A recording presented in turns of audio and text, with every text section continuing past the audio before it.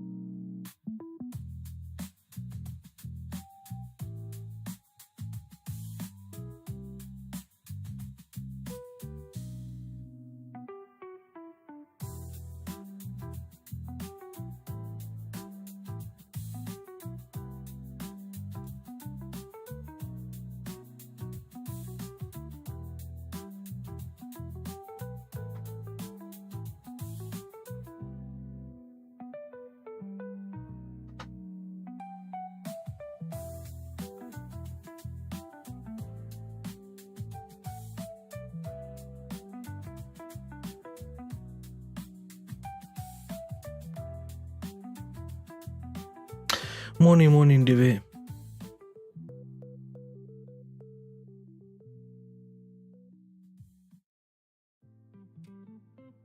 There was news for GBP unemployment rate come out relatively good. Waiting to see what happens now.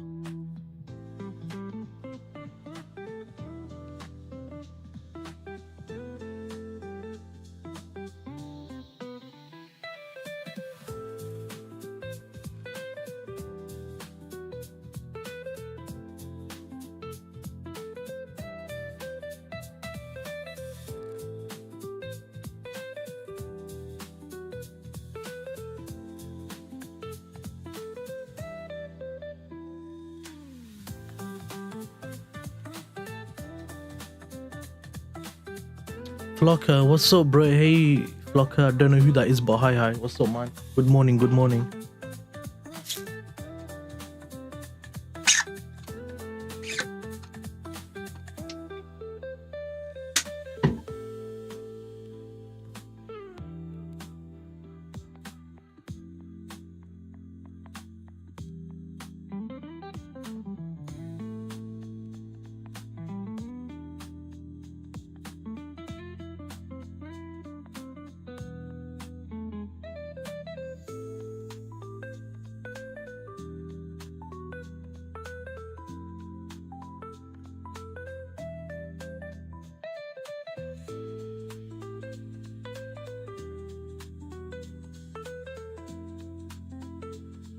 Yes.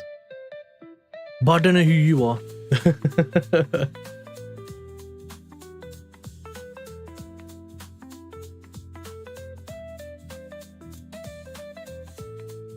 Yo. It's great. Oh, the American guy who's into cars.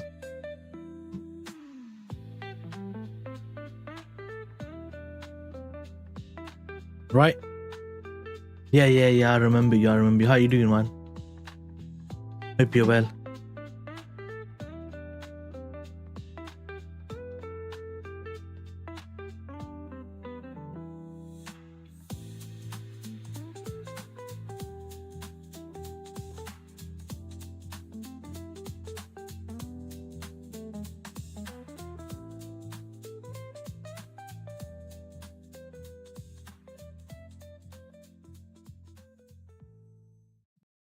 Vodafone's new customer service is a little bit different. It's called Just Ask. Being good yourself, what a coincidence. Yeah, I know it is. Yeah, I wasn't expecting to come across you here. I was like, hey, what's he doing here? It's a bit of a funny one for sure.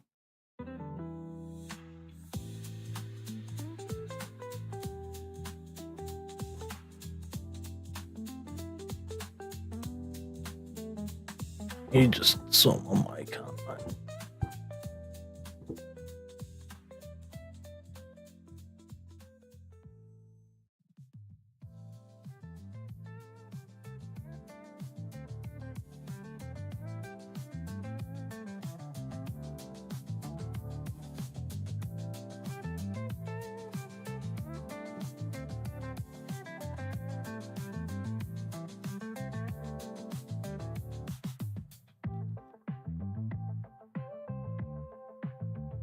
Got anything done to Civic recently? Nah, I've not really touched it.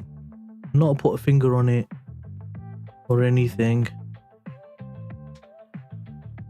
Just been focusing on work, as you can see. That's all.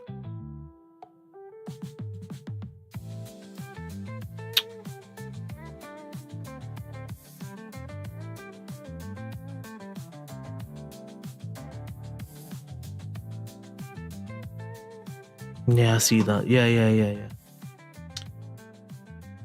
There was an entry on eurusd for longs, but I was just a little late. So see this zone here: lower high, lower low, little low high, little low, low, little low high, little low, little low high, little higher low. That respect to this zone. Broke structure here. Come back here, so you missed this zone anyway, but odds are if you to just put that there and cover the low of this, it's 2.2 pips anyway. I mean, I don't see that really being a problem. Usually go on M2 just to cover this zone on M2. Looking at 2.6, that would have got tagged. Actually, I would have done more than 2.6 to be fair, wouldn't I? I would have probably maxed out at about 3.5 on here. 3. Oh, missed that. 3. Yeah, that's valid actually. Would have been a relatively quick break even there because you broke structure here, pull back into there, and then literally in one candle you would have been break even, risk free of this trade. But that was 7:40. I started the stream a little late to this. I just missed that because now we're on 52 anyway. So I'll keep that on the chart and see how that goes. I never expected to see you on here. In what sense? In what sense, brother? And then, okay, so this is a sketchy one, GBPUSD. So price come down, swept these relatively equalish lows. Or just induce that low actually. Good YouTube recommendation for once. Yeah. Appreciate that. Thank you for coming, my guy. So I don't want to short buy from this low because London highs and Frankfurt highs and Frankfurt lows are always mega suspicious. But only new for on HT. Yeah. Of course. I remember you, man. Your flag wasn't the American flag. It was like the Jamaican flag or something like that. Remember, Caribbean or something. So if you look at structure, we are in a trending bullish market. We've come down, we swept this low in New York, which is a relevant point of time. We had a bullish reaction, had a build up here, swept this here to continue bullish. So it makes sense that we are gonna Ghana flag. That's the one, Ghana. Yeah. So it makes sense that from here we're gonna continue bullish. It just logically makes sense. Structurally makes sense.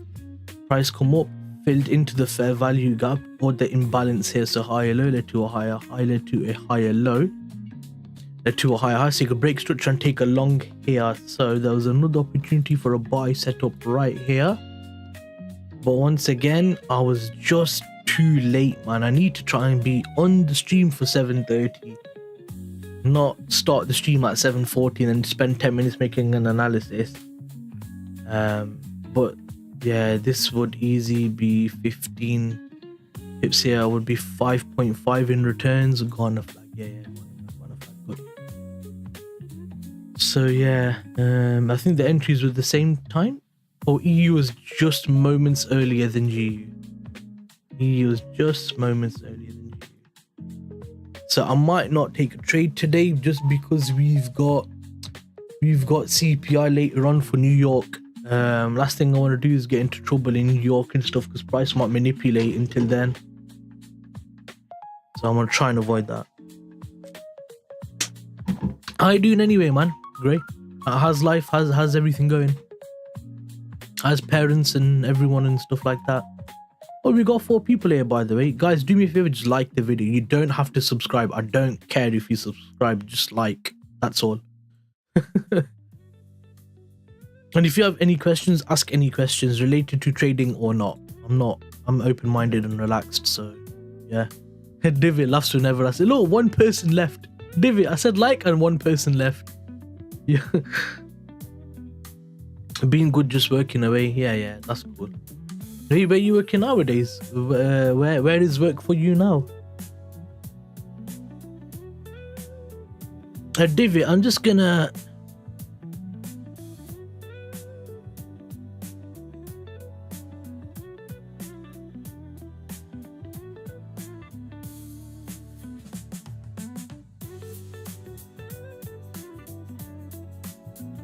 Divot, type a word. There you go. Look, Divot. Ooh, Divot. Ooh, Divot.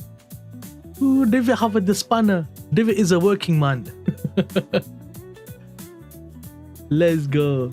Okay, that's fine, Divot. I'll see you later because you said you got your exams or whatever, right? I need to get into trading. Still driving delivery. Yeah, trading's not hard, bro. Actually, I don't recommend it for people. Yeah, exams. Yeah, good luck in your exam, bro. Focus and study and work hard, yeah? Okay, so EU would have got tagged at break even. So close at tagging break even. And fixing cars. Yeah. I got you, my guy. I got you. So yeah, I mean, Divvy, you're not going to miss much because I'm only watching price action, not trading because of CPI. Most likely he's going to do manipulation, but yeah. So Gray, I wouldn't advise trading because a lot of people can't handle it. 90, I think the stat was like 95% or 90% of people fail in the first 2 years. After the first 2 years, 80% of those out of those people who survived for 2 years, I think 70 or 80% of those people fail.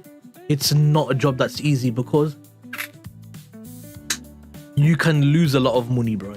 Normal jobs, you don't lose money, do you? You just go to work, you get a salary, you're done. You don't lose money. With trading, you lose money. So a lot of people cannot stomach grasp that concept, innit? So because of that, if I look at gamblers, I think gamblers are the ones who are most probably best at trading, but at the same time, gambling doesn't mean just throw your money anywhere and hope for the best. That also doesn't work. So you kind of see the catch-22 there, yeah?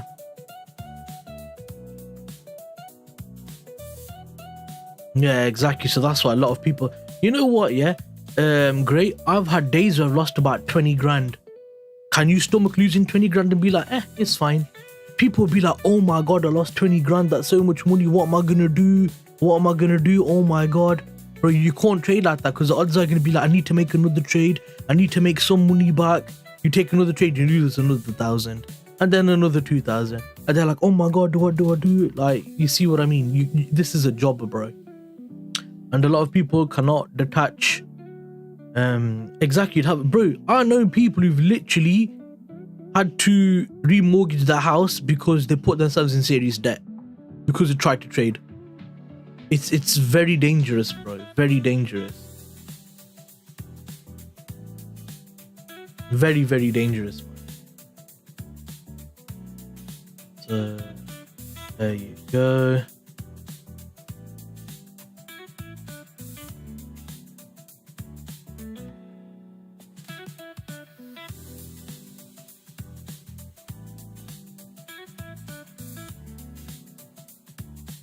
So yeah, it's not for faint-hearted, that's for sure.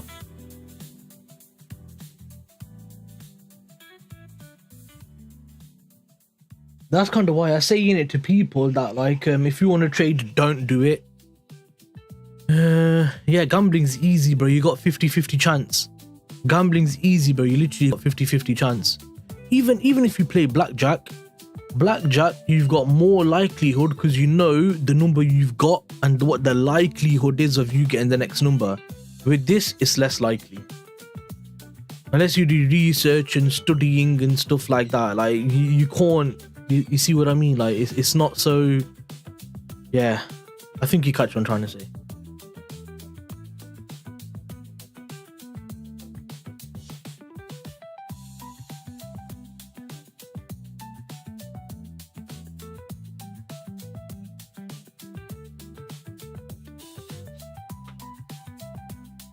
Even roulette, the roulette wheel, put it on red. You could just put it on red and you got a 50% chance to win, or a 33.3% chance if you got the black as well, in the black, red, and the green or whatever it is on the roulette. So even that, you got a better likelihood to win. It's just the odds might not be so good, innit? So yeah, I don't gamble, but I'm Muslim, innit? But I think you catch what I mean. Like, I think you know what I'm trying to say.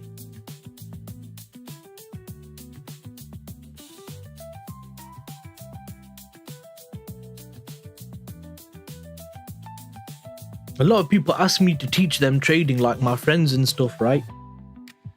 I'm reluctant, bro, because then, you know, if they lose money, they're gonna naturally come to me and say, bro, you lost me money. You know, it's tricky, man. It's not so... It's so easy, if you catch what I mean.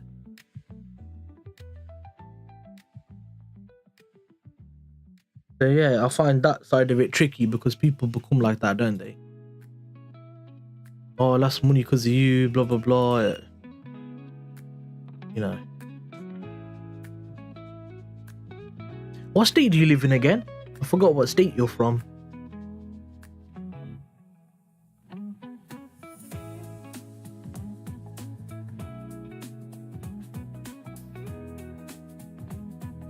I see why my friend won't touch me either. What do you mean? What do you mean? Oklahoma. Oh God. You're in the 6. Wait, what's the number for Oklahoma? Is it 616 or something? I used to watch Street Outlaws, innit? Big Chief. Big Chief. Big Chief. 405, that's the one. In the 405, homie. In the 405 with Big Chief. In the 405 with Big Chief and the Crow. Tornado Alley. Okay. No, I found it rather funny, to be fair. Big Chief. Big Chief.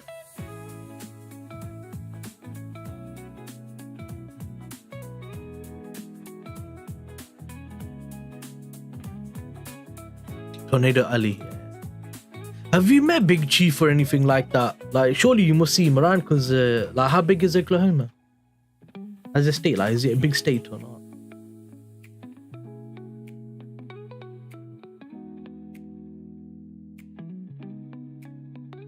Okay, we might be able to take a buy now, because we've just taken this low here. So Frankfurt low's been taken at 803. This may lead to a push. Actually, a big state. Oh, okay. I don't know much about Oklahoma. All I know is that Street Outlaws is there, and which is cool. But I don't know much about, like, is it a big state or blah blah blah. You know. I'd want to see a breaker structure now, to be honest. So not really. Oh, okay, yeah. That's fair. I think it'd be cool though, innit, to see someone like that. Big Chief. Big Chief. Big Chief. Sorry, bro. I'm being an idiot. Big Chief. Yeah. It must be cool for you though, innit, to like see all of those people or know that they're in your own state and stuff. They all have their own shops as well. You could probably go to the shops, their garage and stuff.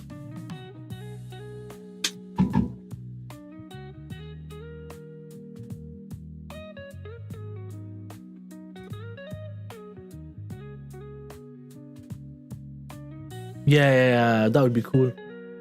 Oh my god, you could probably get a job with them, bro. You know, if you're mechanically minded and you can prove that you're competent, they might even end up giving you a job if you're good, you know, and you're good on camera. Yeah, look him up, man. I don't know what his garage is called. I don't know. I know Sean has his own garage. I know the old guy with the Chevy Bel Air. Jeff Lutz, yeah. Jeff Lutz has his own, but I think he's a fabricator welder. So he has his own shop. Who else? Oh, you got Asian and Farm Truck. They've got their own thing going on as well. I'm guessing they do, bro. They must have a YouTube channel. You know, Farm Truck and Asian, they have a YouTube channel. Farm Truck and Asian has a YouTube channel, so I'm guessing that Sean will as well. I know Darren Thomas. He's not one of the big guys, is he? Because I don't know his name. He's not one of the big guys, right?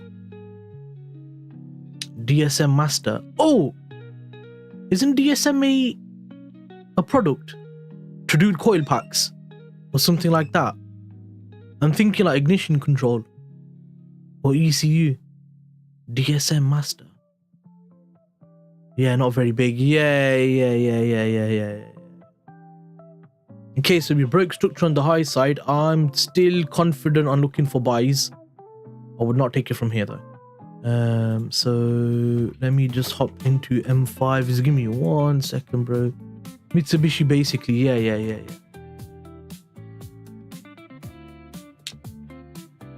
You just have a look at M15 on here and just find out what's going on with price.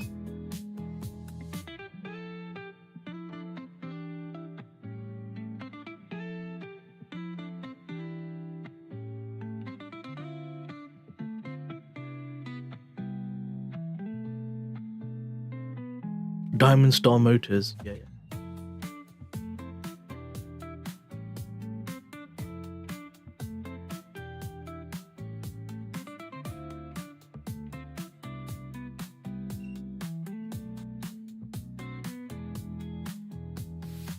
I look them up. Yeah, look them up.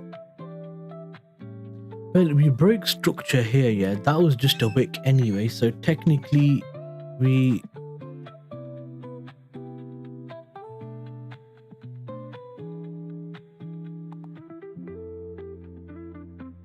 I'm gonna be right back.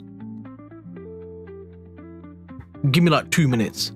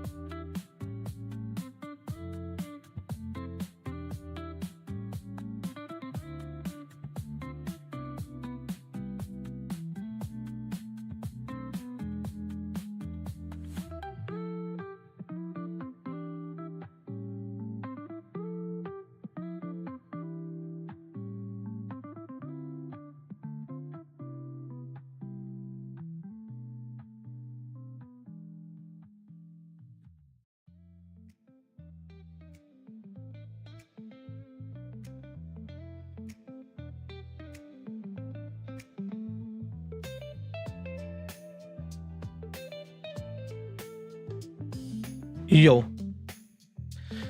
Dad's got some parrots, yeah, and they're so bloody annoying.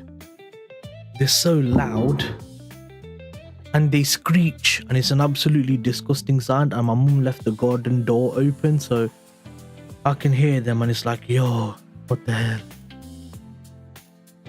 you know?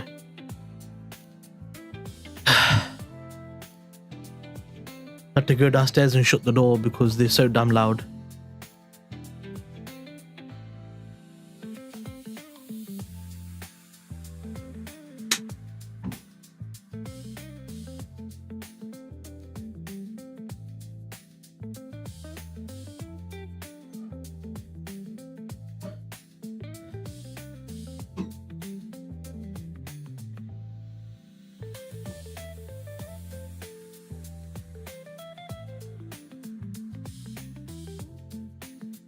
So yeah, have a look at it, man. It'll be interesting to see.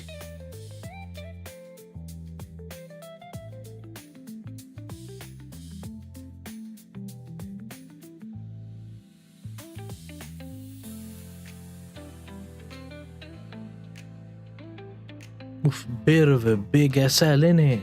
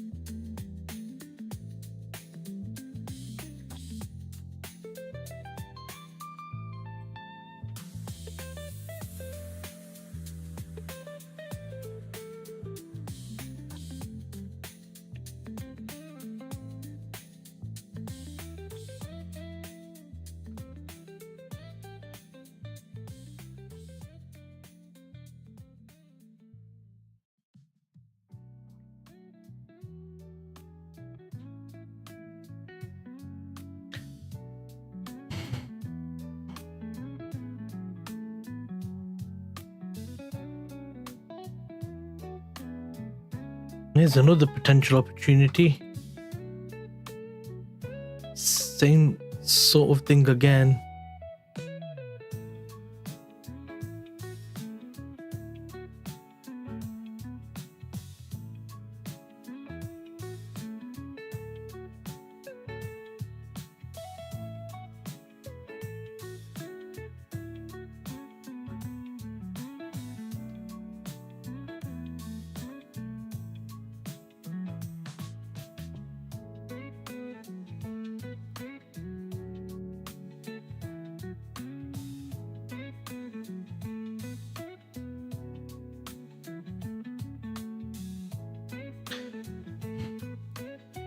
It needs to respect this demand zone, break this structure for me to allow to take a buy. Otherwise, I'm just going to be sat in a lurch.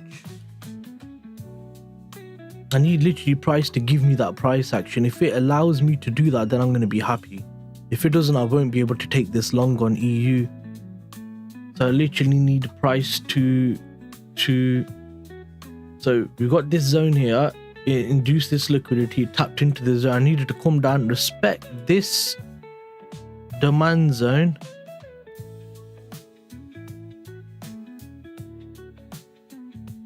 let price come into here, then break structure here and here, and then we can say it's lower high, lower low, lower high, lower low, lower high, higher low, higher high, then take a long from here into this invalid zone for Asia high. So that's kind of what we're looking for price action wise for EU. GU is slightly different. That's because obviously the news pushed it all the way up, but I've seen a build up and a sweep and then a continuation here. Now I don't know if this zone's gonna hold because you got all of this here and you've only got a minor inducement, so I'm a bit suspicious of it, but we're gonna see now whether it's gonna hold or not. I don't think it will personally, but we'll see.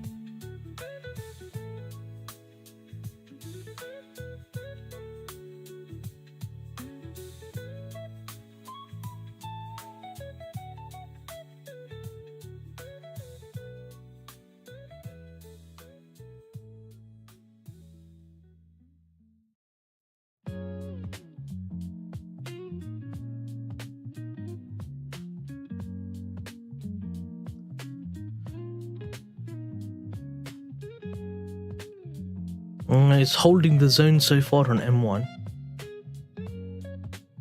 It's holding the zone. Look, you can see it's holding the zone.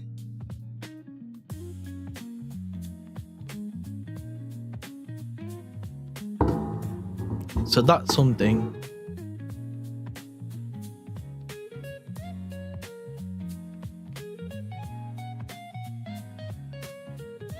So here, I might as well put, we need a break here basically.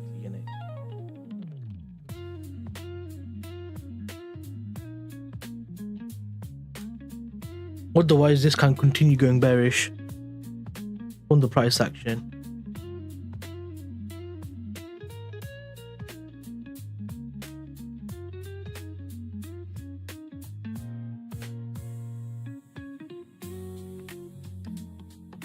There was no long opportunity here. You had all these highs, it broke structure here. I wanted it to pull back into around here, but it didn't. So you could say higher low, higher high, higher low, higher high, higher low, higher high, but no. But you do have a build up here, a sweep here, a break of structure here. So you could say build up, sweep. So look right here, build up.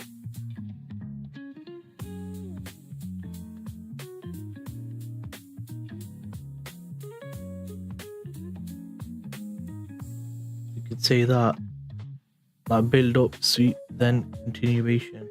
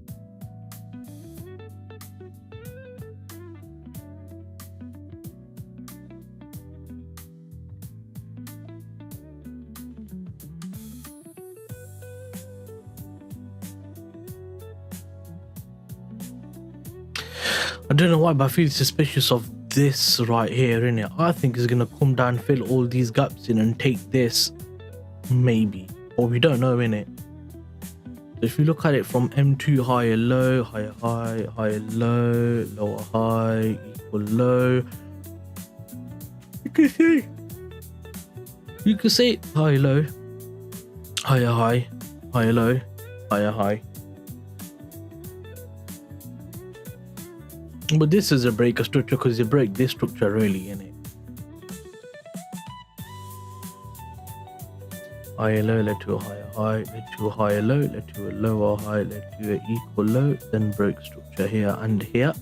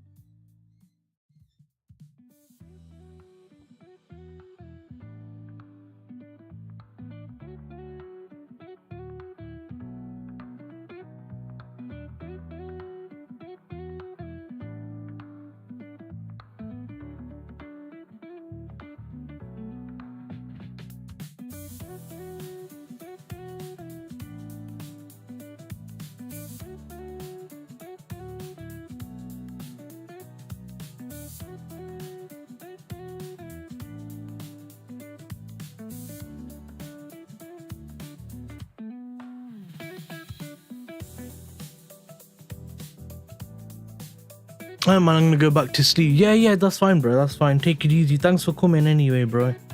Do me a favor, like the video, innit? You don't have to subscribe, bro, because this isn't gonna be content you're gonna be benefiting from. But liking the video still helps at least, and it doesn't give you any inconvenience either, I suppose. Yeah, man. Appreciate it. Yeah, nice to meet you too. Great. Take it easy, bro. Hopefully, see you again at some point. I already did both. Oh, you didn't have to subscribe. Literally, you didn't have to at all. I don't want to be like an inconvenience in it, but I appreciate it. Thank you, man. Kind of you. But yeah, take it easy. Have a good one. Sleep well. Probably see you on HT or here again or whatever, you know.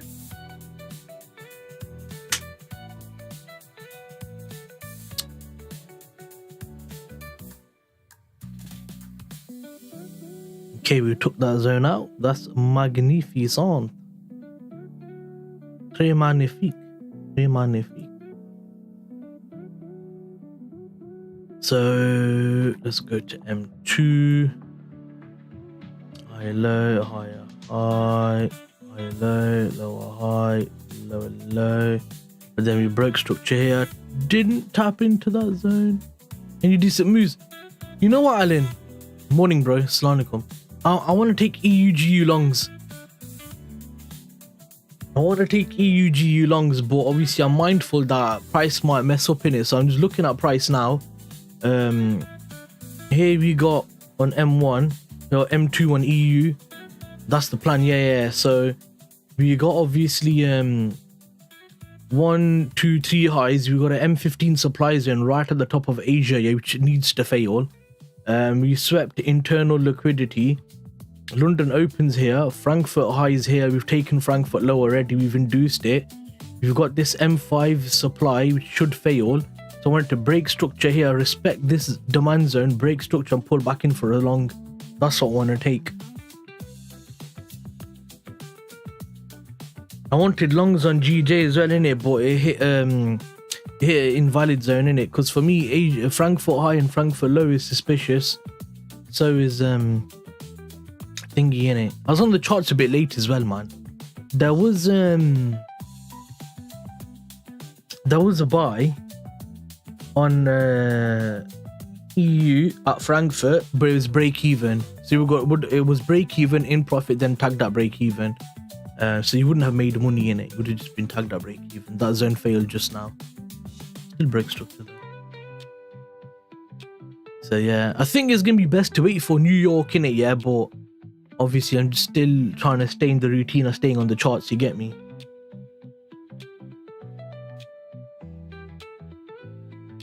News come out good for USA, for UK by the unemployment rate, innit? I had unemployment at 7 o'clock, so that come out relatively well. GBP today is one of the strongest currencies, so CHF and USD and GBP are the strongest 3 currencies today. The weakest is AUD, NZD, JPY.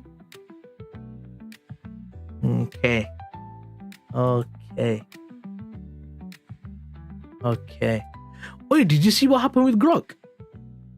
Grok got banned or whatever in it on X.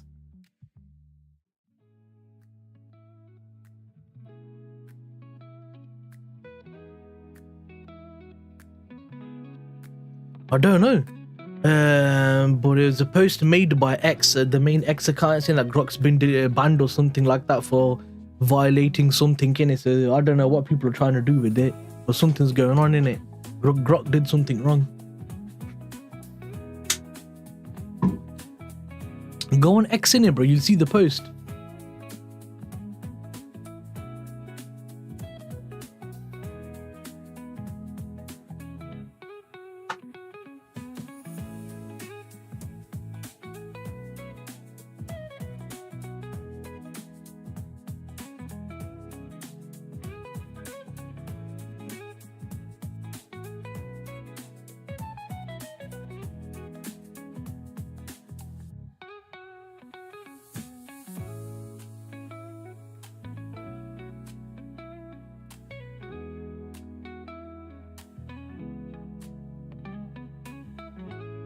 Yeah, I know it is a bit of a mad one, to be honest. When I read it, I was like, what the hell, man?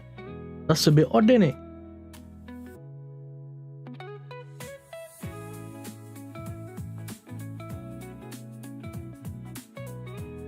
We've had a build up here. We've had a reducement here. Shorts are the right move on GBPCHF, but is there an entry? High, low, higher, high, higher, low, lower, high, lower, low. Missed that zone there. Higher, low, higher, high, higher, low, higher, high. Nope. So price has just come and induced all of this liquidity here. Yeah. Look. It's just induced all of that.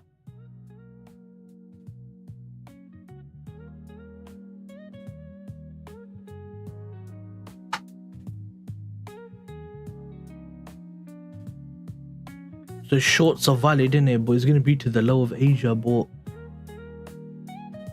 yeah. Okay, so we've had some good confirmation on EU here, Alan. We got this demand zone. Price is respected and is moved away. That's good. That's very good.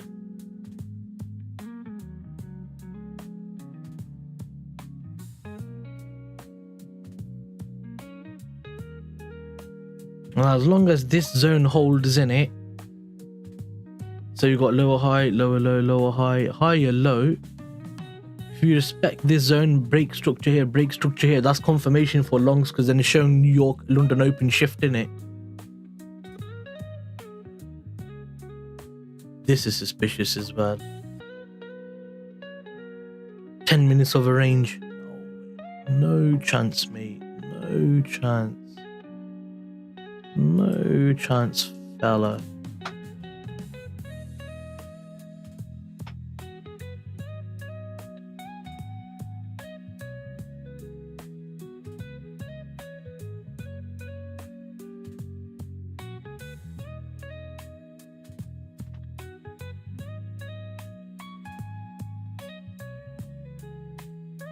Is there anyone here? If there's not, I'll call you, innit?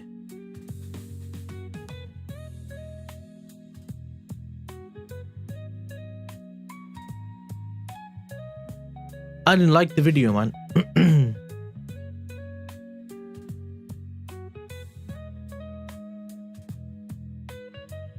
I'm Amin Khan. Yes, Amin Khan. Hi. Assalamu alaikum.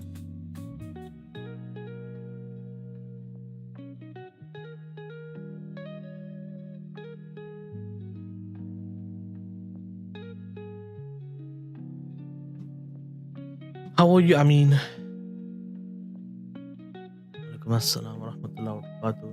Okay, so we broke structure here. So we broke the initial structure here. Now, let's see what happens. How's your day going? Alhamdulillah.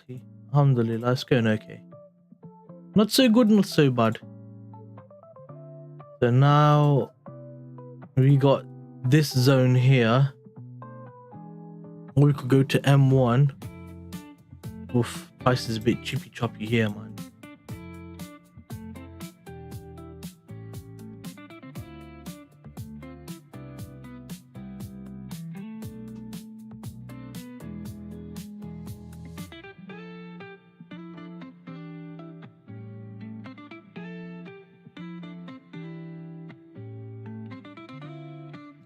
So you got this demand zone here. But you'd cover this low also. So you'd cover there.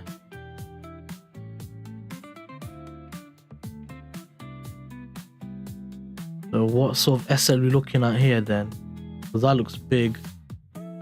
Yeah, it's a bit of a bigger SL in it. 3.2 is relatively big for EU, man. For me, I would just cover the low itself.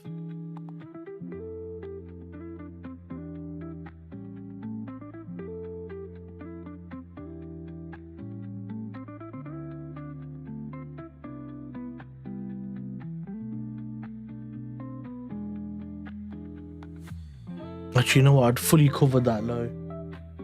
Fully cover that, cover this low, and then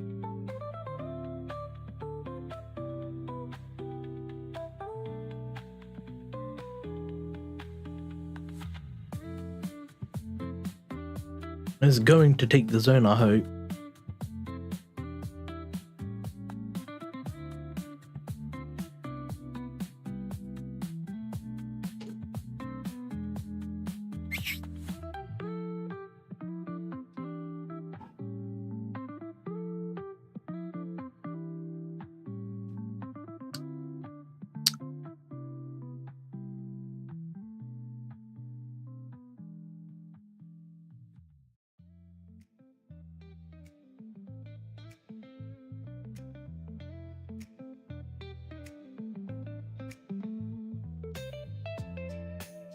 Price is close to breaking this high.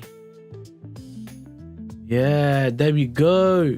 Look at that momentum. Look at that momentum. Yo. Yo. Hello. Ni hao ma babao. Now I don't want to long it from here, but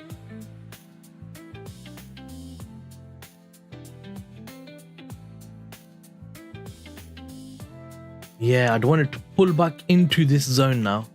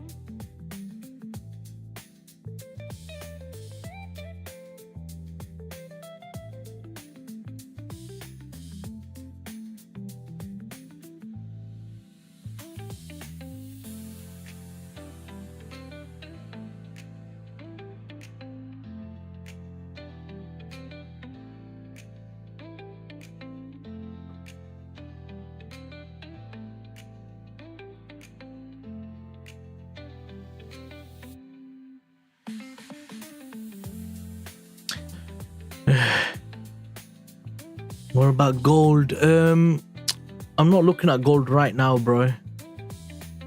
But it looks like this is already going and gone.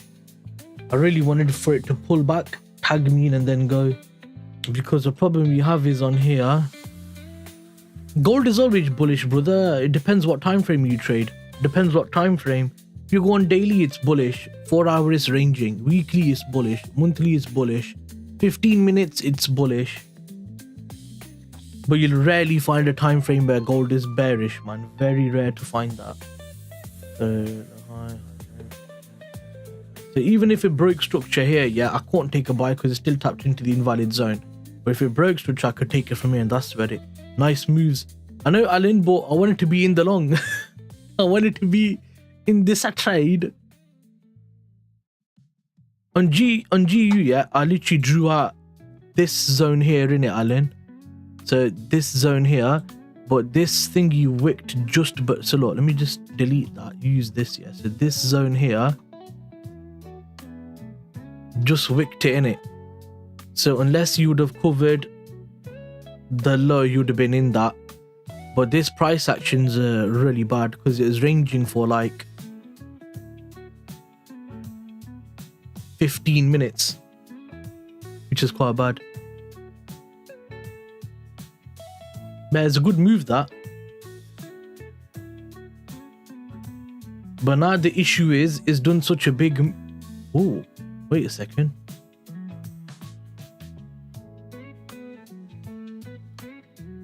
It might leave another invalid zone here for people to take shorts from. It might leave an invalid zone. And look at that rejection as well. USD CHF moved a lot too. What's that saying now? What's that saying now?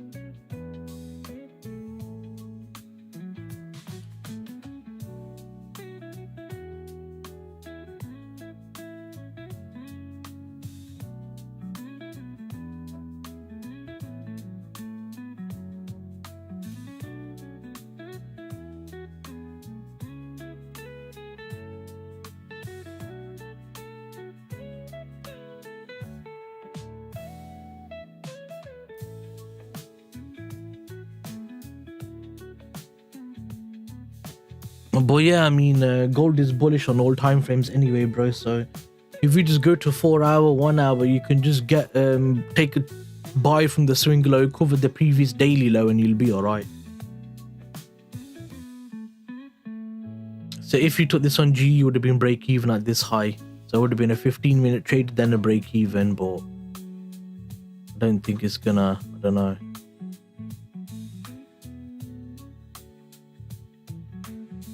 EU's more cleaner than GU today on price action.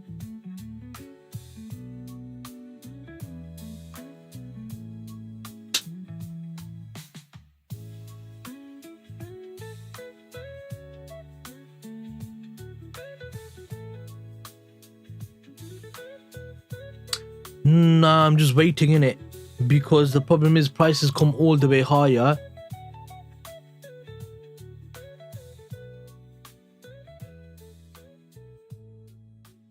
I should set my limit actually. Let me set my limit.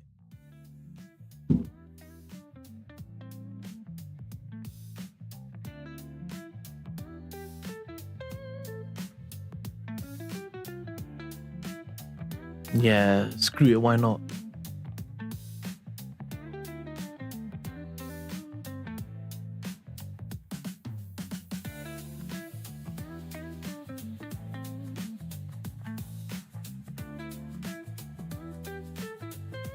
You know, I'm gonna set it at 0.1 first to make sure it doesn't, you know what I mean, give me any problems on my accounts.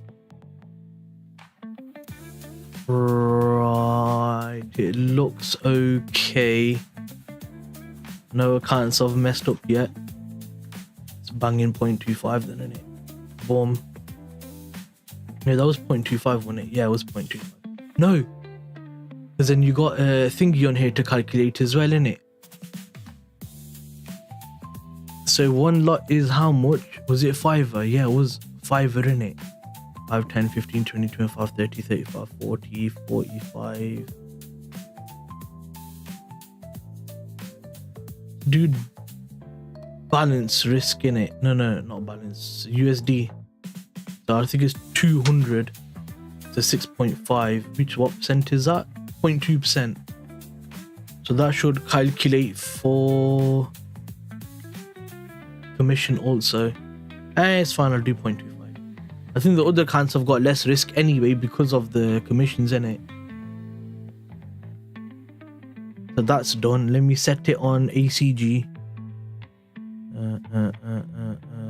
Your limit there, set there, trading, trade, set the limit, buy limit, done. So I'm done on ACG, I'm done on this.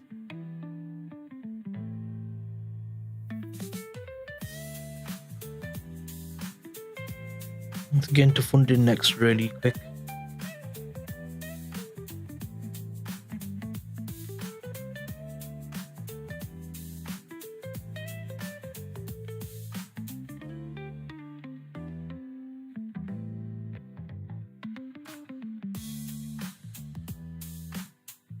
The SL is 3.3 pips unfunded next. 30, 45, so about 14 lots on there. Boom. Right, that's done. Set on all accounts.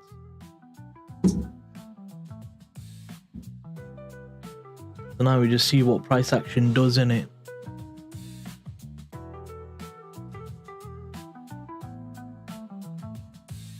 Like I left this though, but if you go on M2, it's left this right here. Introducing an award-winning app from Oanda.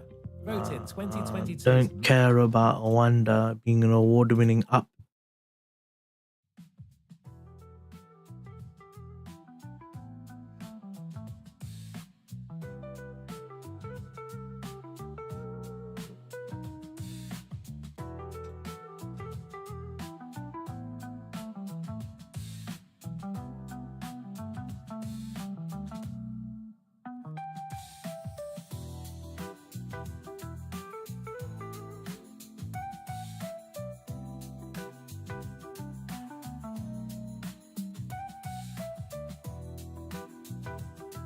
if it breaks this structure here, I would long it from here, but then you got another invalid zone again in it, Alan. So I need to wait for the invalid zone to fail to take along. So I need to be mindful of this zone here as well. GU would have been good, you know, but I had the limit, I had the drawing everything set, and I was like, I don't like it because you had this big move here. Then you got these equal lows here, so I was a bit suspicious about it. And on GU, I would have probably done a tight stop. And if I would have done a bigger stop, then I would have got whacked in it. It would have been 3.5 pips. 3.5 is still valid though. Still valid. It just means 15 pips is going to be less or in it. 14.4.6. Minor. But do you have got swerved? Ooh, look at that. If I did cover it, I would have had to make sure I'm at less. I would have had to make sure I'm at like 0 spread, otherwise I'd have got whacked. That's tight, you know. I'm glad I didn't take it. That would have probably been an L, you know, Alan. That would have probably been an L. Because the spread's in it. Would have probably been an L, man.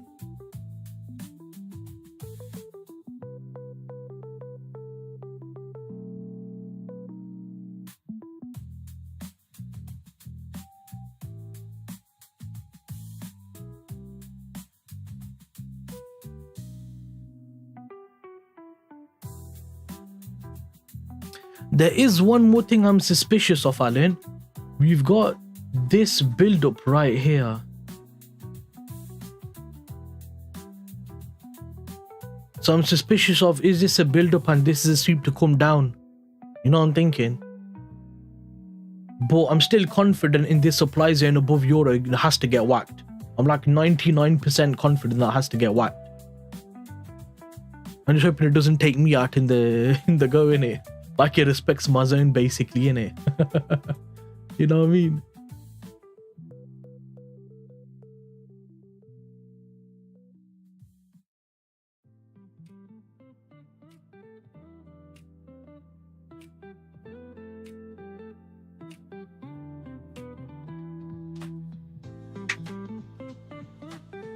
Yeah, could be, never know, son. Yeah, because obviously I trade channels in it. So you got channel, so you could think of it like this, yeah?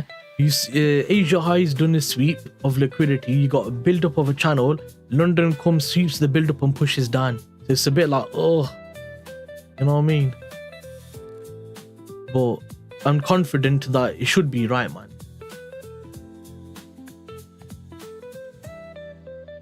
GU's moving up anyway, innit? So we know that GU's helping with the divergence, is helping in moving up in it. So if we both get a pullback on both of them and GU respects this demand zone here, for example, this zone here gets respected by GU and EU taps into this zone, then that's perfect. That's divergence entry in it. That's what we like to see in it, mate. We like to see that.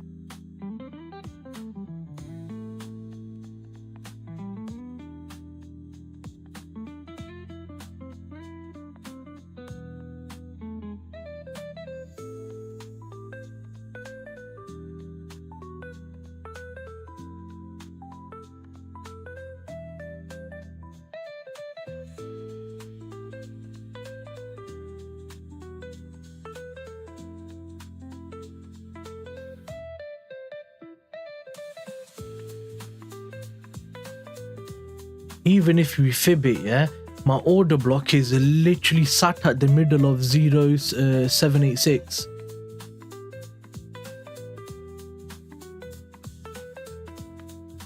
From this high to this low.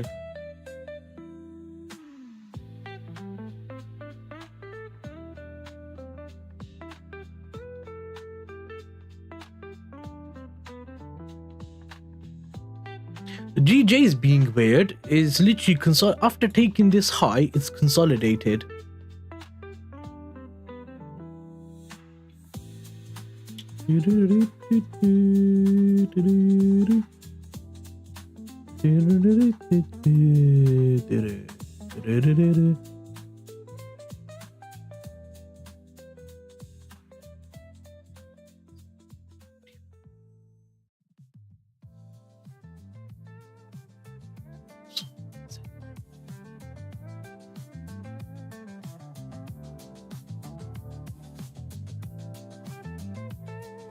So I got a 0.35% risk on that 10k that's up like 5%. It's gonna hit 5. Drag it down.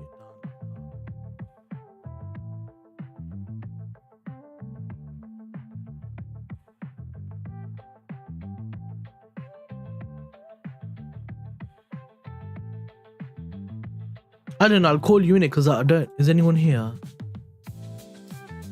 No. No one's here. Ali, I'm gonna call you, yeah?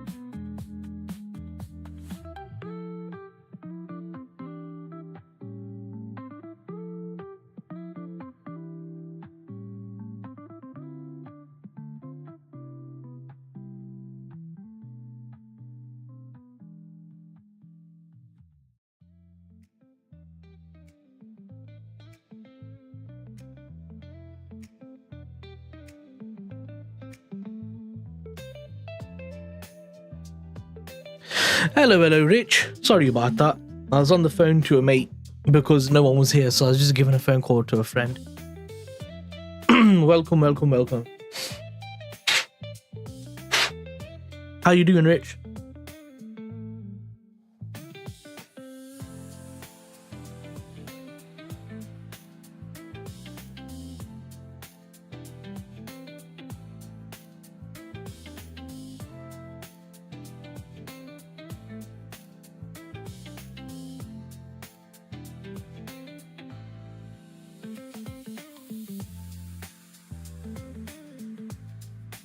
Can you hear me now, yeah?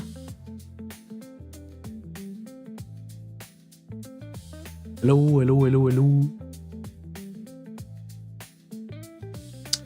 Hola, ¿cómo estás?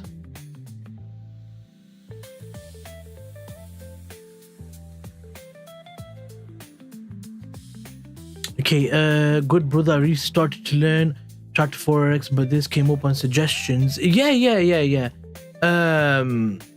I'm not really a Forex teacher, but I do live trading, so you can see if I'm taking a trade, you can see if I'm taking a loss, because there's a lot of scammers. And a lot of scammers, what they don't do, they don't show real trading. Like, they don't, like, in front of you, like, I set limits, everything like that. They don't show honest stuff. They just kind of blag it in it. So I'm just here to, like, show that I'm transparent and stuff like that. I've been trading for a while. Yeah, so true. You know what it is, mate? I got scammed before. And then when I started to find videos of the person, I was like, the guy never does live trading. Why does he never do live trading? And then I realized the guy is probably getting signals from other people or something like that. Or he's making a demo account and he's taking a trade and he doesn't care or something like that, you know? So then after I did all my studies and stuff like that, then I said, for all those people who've been scammed and stuff, I want to be an honest trader and be like authentic, innit? That's why I started live streaming not long ago. I'm not fully profitable yet, but what I can say is in my live streams, you're going to see me take trades, you're going to see everything. And it's like proof of my journey as well, if that makes sense. I've never blew a single account, whereas everyone blows accounts, so I'm already ahead of the game in that sense. But for me, my mentality is different because I study psychology, because all traders, they all have psychological problems. If you start doing research, you're going to realize everyone can teach you how to trade, but to trade all becomes psychological, and that's what I've kind of managed to grasp and like master that basically, innit?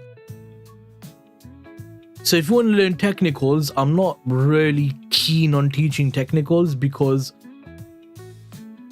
I'm not looking to teach in it, because a lot of people in the teach courses, they get labeled as scammers. So I'm happy to like give free advice and free knowledge on like structure and stuff like that, but I don't really want to teach. But the odds are if you come to my live stream, you're going to learn anyway, because you're just going to see me live trade.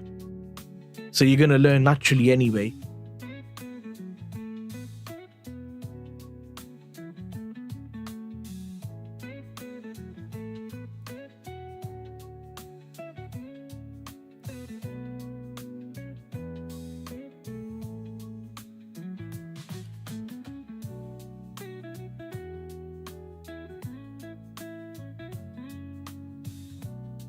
That's pretty much where I'm coming from anyway, Rich. Just to give you a quick little rundown, innit?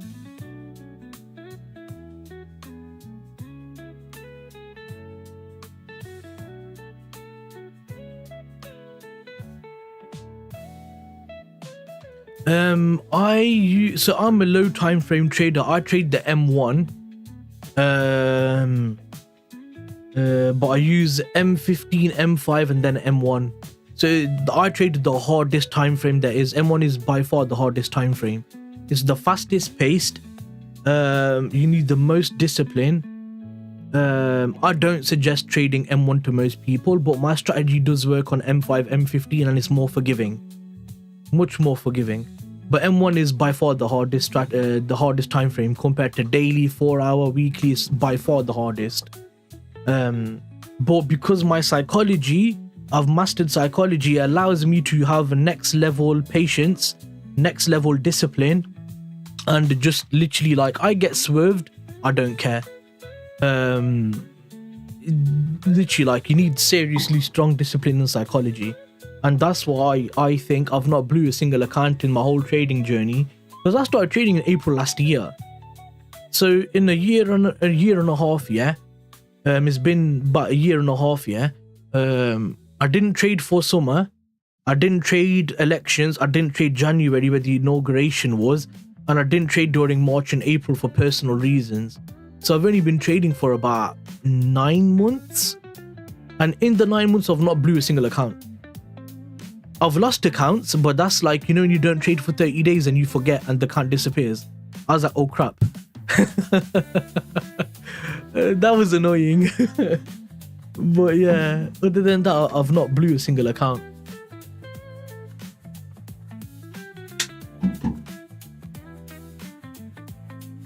Whereas when you look at most traders, they've blew accounts again and again and again. So they're losing money. The money I put into trading, I still not lost it. I still got that money. So, you know.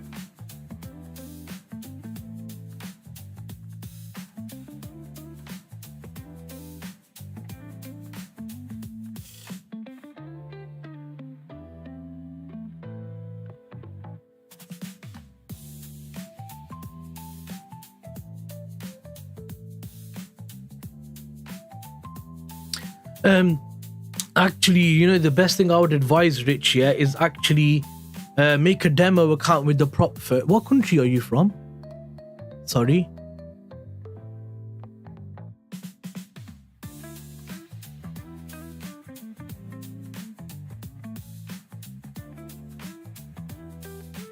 I need to know what country you're from first, because then that affects like your United States. Okay. What's your financial situation like? This is all relevant, by the way. It's all relevant questions, so don't think like, what the hell.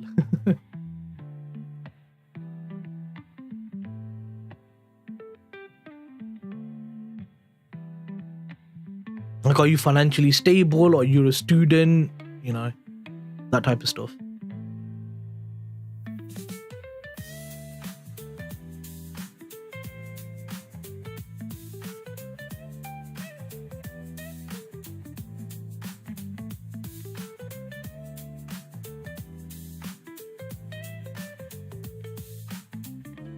Alan, if you're still in the stream, EU and GU starting to do a pullback now.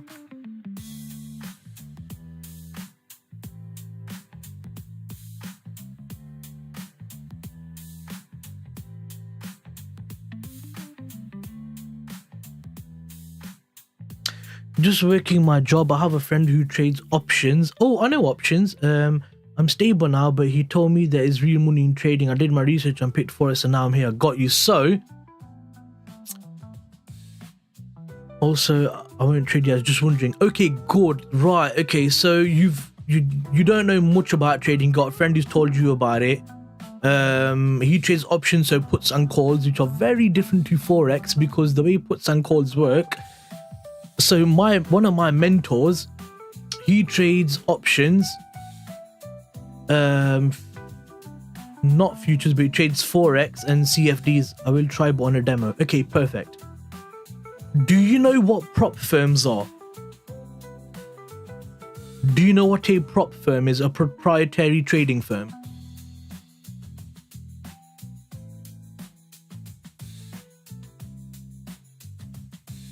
Because I'm gonna have to teach you like right from the start, innit, about how you can make money and all the different opportunities you have.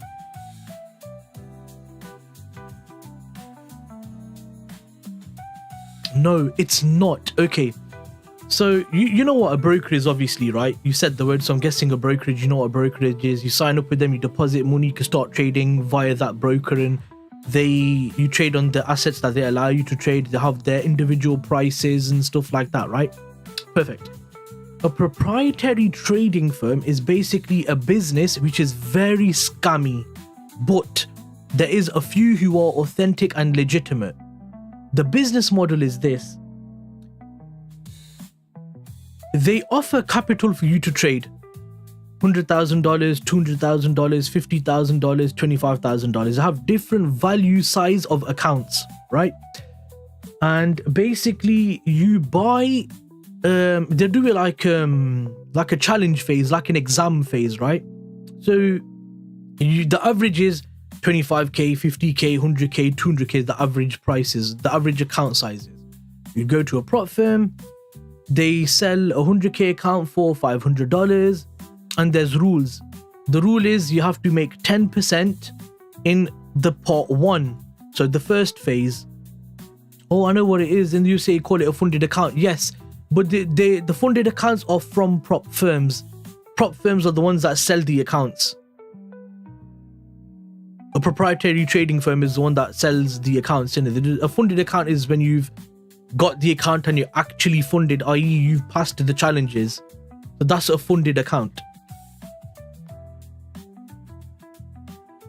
So yeah. So a prop firm is the business that sells the account to you, and you're in the challenge phases until you've passed, and then you've become funded. Then you have a funded account. So a funded account means, right, you've passed, now whatever money you make, now you're gonna profit from it. Anyway, so what you can do, a lot of prop firms offer demo accounts, trial accounts with yeah, exactly. I'm giving you the ABCD rundown so you know everything, not just vague information. With me, I'm one of those people who goes into detail. Like I really go into detail, which is good and bad. Good because you're getting loads of information, bad because you might not be able to comprehend all the information because there's a lot being thrown at you, right? But I don't mind repeating myself numerous times, so if it does get a bit much, just say, look, it's a bit much, or just note it down, like note this stuff down in your phone. Prop firms, challenge phase. Funded means when you pass and you start to make money and get paid out, and you know, just bullet point it if it's easier.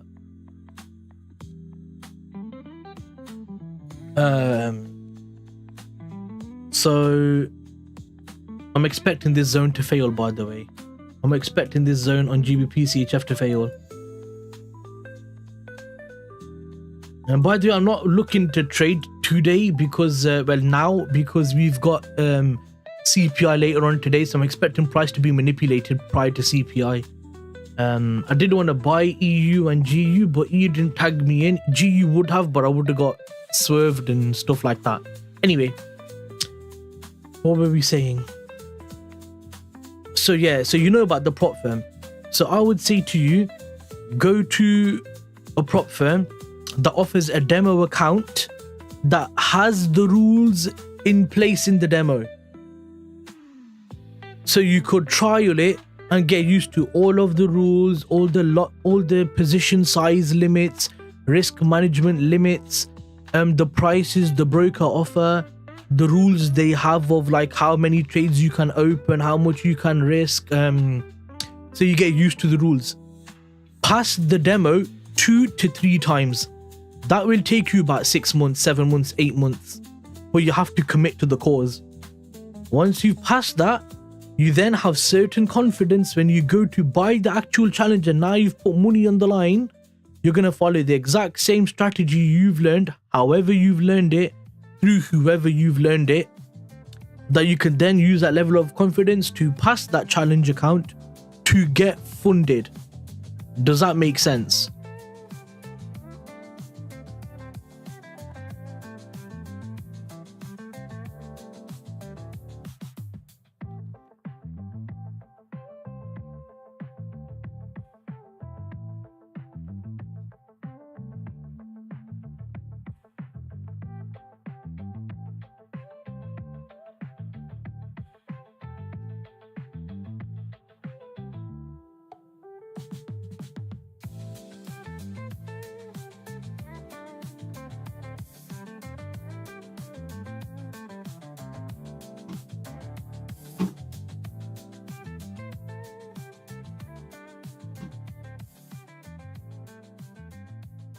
Yeah, it does. I didn't even know you can do that with the demo. It's pretty useful for learning and gaining experience. Yeah, a lot of the time what it is you need to develop your strategy.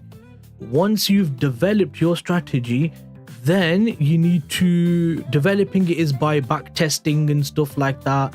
If you know what back testing is, fine. If you don't, ask me, I'll explain it. But basically get your strategy, get your data, get your trading edge, then go into a demo, pass 1 or 2 demos, because in the trials you have like 10%, you have the, it's literally the same. So you have your limit of making 10%, limit of making 5%, pass that twice back to back. Don't try to pass in a day. The process is what the process is. If you went to college for 6 months, 3-4 years to get a job, and then you got a job and you waited 5 years to get a promotion, it took you 10 years to get where you are, for example, don't expect trading to become a millionaire in a year. It doesn't work like that. It's the same thing. It's the same thing. You have to work, get experience and study. Think of it as 1-2 years of studying, and then 2-3 years of getting the job, and then 4-5-6 years of making the money. Think of trading in the same way. It's a job, exactly the same as any other. The only difference is you're not limited. In a job you have a salary. In trading there is no salary. You can make as much money as you want, but you have to get to the point of being in there for 2-3-4 years to get to that level, because of experience and knowledge. Because a lot of people come into trading with the mentality that, oh, my friend makes $100,000 a month, or oh, I've seen on YouTube the guy makes $100,000 in one trade. That's not normal. And a lot of those guys, as I said, they don't do live trading. They don't show you the trade. They don't show you where they've taken the trade. They don't show you the account's even real. So what you perceive as trading is not what it is. Perception's a big thing. And this is why, like, I focus on psychology more, because that's a psychological thing, and understanding the job and the requirements of the job itself.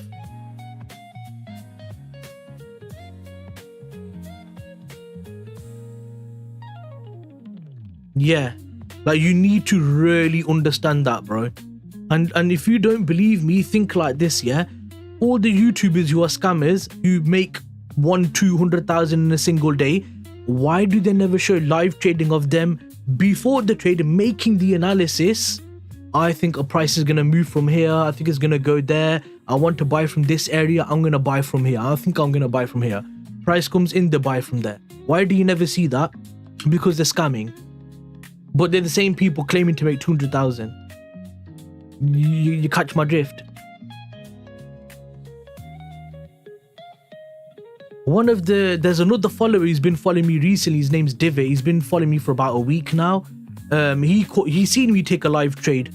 He come in, he seen me make my analysis, take the live trade, and I was floating about $12,000 or $13,000 in profit. And then I ended up banking like, I think I ended up banking like 13k or something like that. Live on YouTube, I shown the balance on all my accounts. I shown the execution. All of it was transparent, bro. Transparent. And since then, he's come back every single day. And just because I'm authentic and I'm showing the live trade. And he goes, wow. And he's trading for about a year. And he goes, I've never seen anyone floating more than 1,000. I goes, bro, I'm literally floating 10,000 in profit. I'm floating. My floating balance is 10k. I know this is not really important question, but how much do you have to put in a trade to make 1,000? That is very subjective question. So, because I trade M1, okay, I'll give you an example, yeah? You've caught me at a good time because I'm not looking to trade in London. So you've actually caught me at a really good time because I could literally dedicate my time to answering your question. So you're actually good timing. So let's say, for example, yeah, we go to M1 time frame, yeah? I trade order blocks. Order blocks are supply and demand zones. What class is that? Is basically like this. You got a bearish candle that's fully engulfed by a bullish candle. So I draw the, I would draw the full black candle being engulfed by the blue candle, right? That's a demand zone. There's different variations of that, but I'm not going to teach that. I'm just giving you a quick whatever, yeah? So this is my zone I want to buy from. Let's ignore the context of what, where, when, and why. This is just a zone I'm going to buy from, yeah? So I would put this tool here. There's my entry. There's my loss limit. So I would say at this zone here, if I was to set a limit or whatever, say if price hits this level, I want to cancel out the trade. I've lost the money. I'm not willing to lose anymore. That's my exit. Boom, I'm out the zone. Yeah. This level here, where this line is where I want to enter from. Right. So this is kind of like a tool called long position tool. This tells you how much your loss is gonna be, how much like the number is. So when you set your limit on here, you can put limit. You can see here's the limit, right? You can see, look, here is the limit, right? So I want to bring that down to, on here it's 503, right? So we broke that down to 503, and the stop loss, which is where I told you that where we're looking to have the how much we're willing to lose, right, before we get tagged out of the trade. So I have a stop loss. A stop loss is when it hits that level, it cancels the trade, it closes you out at a loss. If you don't have a stop loss, you're going to keep seeing negative balance until you close it out yourself. Are you following so far? Because this is a lot of information.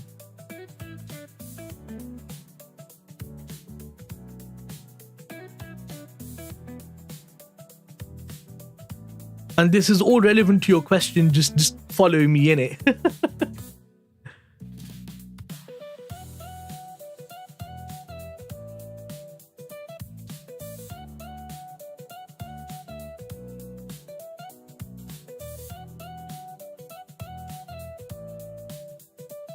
Let's wait for your reply now.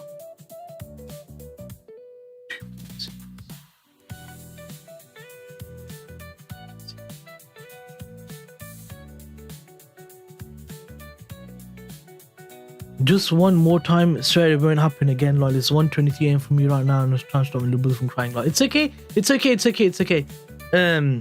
This is complicated, so don't worry. Just ask as many times as you need to. It's okay, yeah. So, what I was saying was, yeah. So, for example, I'm just finding any zone where I take a trade from to explain to you how to work out how much money it costs to make 1,000. Okay, so. I trade supply and demand. That basically means where a bearish candle is a black candle. On my chart, I've changed the colors because I just preference, right? So black is price coming down, bearish. Blue is price going up, bullish. Okay. So supply and demand. One variation is when you get a bearish candle and is fully engulfed by a bullish candle after it. So this full candle is engulfed by this entirely, right? So I would draw then the low of the candle to the high of the candle all the way across to say this zone is a zone I want to buy from. Okay, just it's not important, but it's just saying the level I want to buy from to answer your question, right? This tool here is called the long position tool. This tells you, you know, where you want to buy from and where you want to like make profit and stuff like that, and it tells you what your risk of return is. So if I buy from this level, my loss, like I'm willing to cut the loss at this level. That means I'm willing to, price is going to move 2.6 before I lose the money, yeah? So my risk is 2.6 loss. But if I target 2.6 in profit, that's a 1-to-1 win ratio. If I put 100, I'm gonna get 100 back. 1-to-1. They call that risk reward, meaning your risk versus your reward. So 1-to-1. Are you following so far?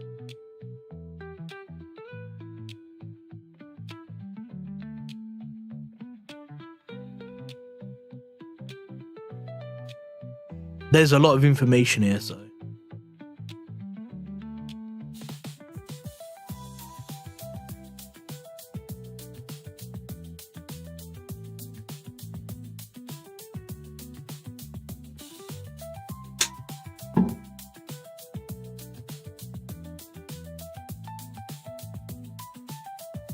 Yeah, I do. Just one question on one thing, but other than that, I get it. Okay, let me answer. Remember your question. Let me answer how you make the $1,000. Yeah.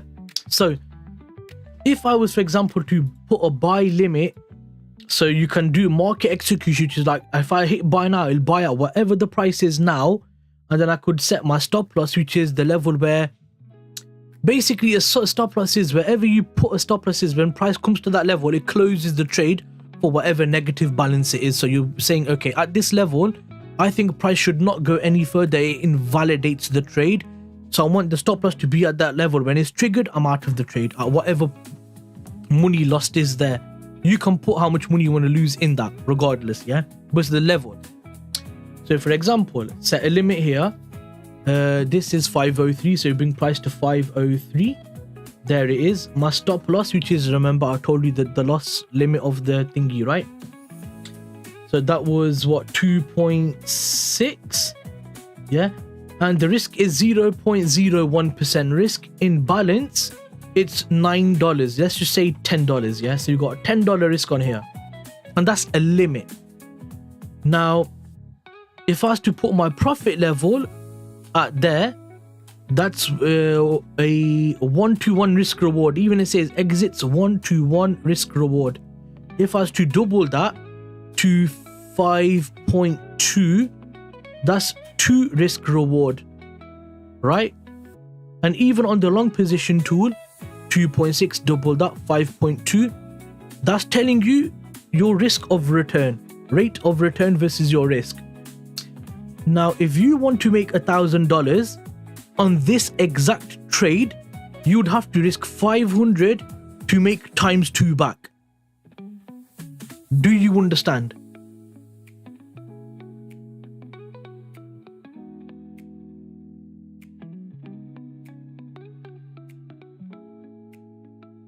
This is the absolute basics. I'm going to give you more information which explains all the different ways you can make $1,000.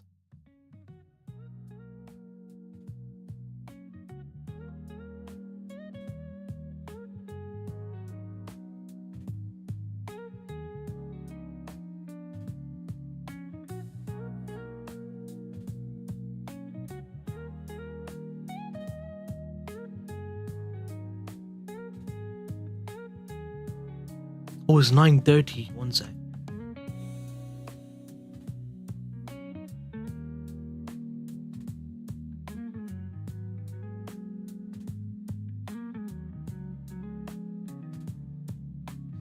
Okay, so I would need at least half of what I'm expecting to make in a single trade. No, but the point I was trying to explain, Rich, yeah, was that each different strategy is subjective as to what you're willing to risk to make that money back.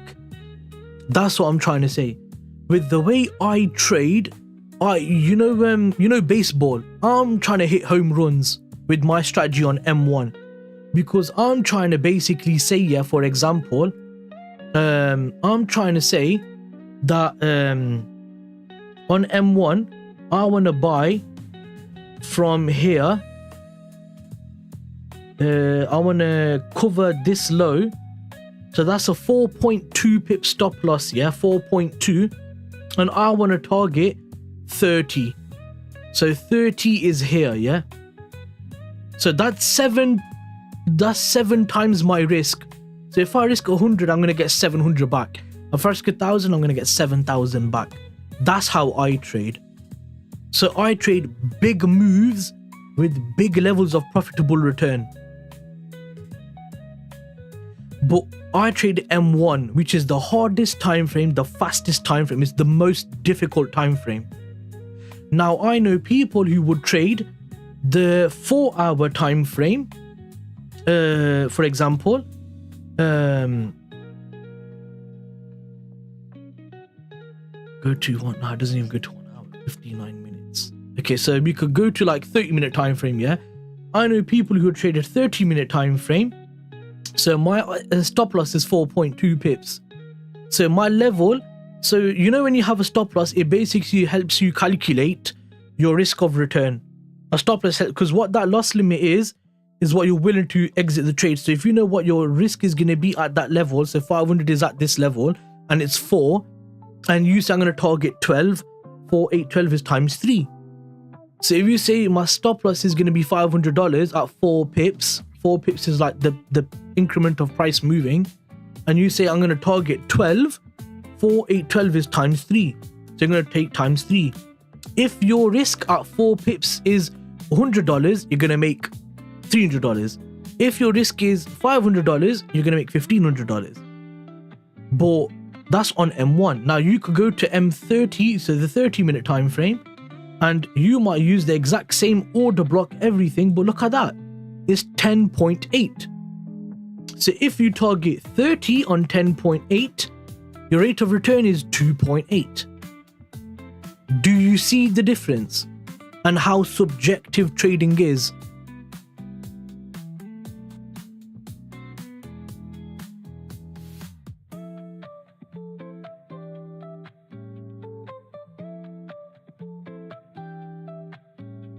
I hope I'm not going too fast, but I know it's a lot of information.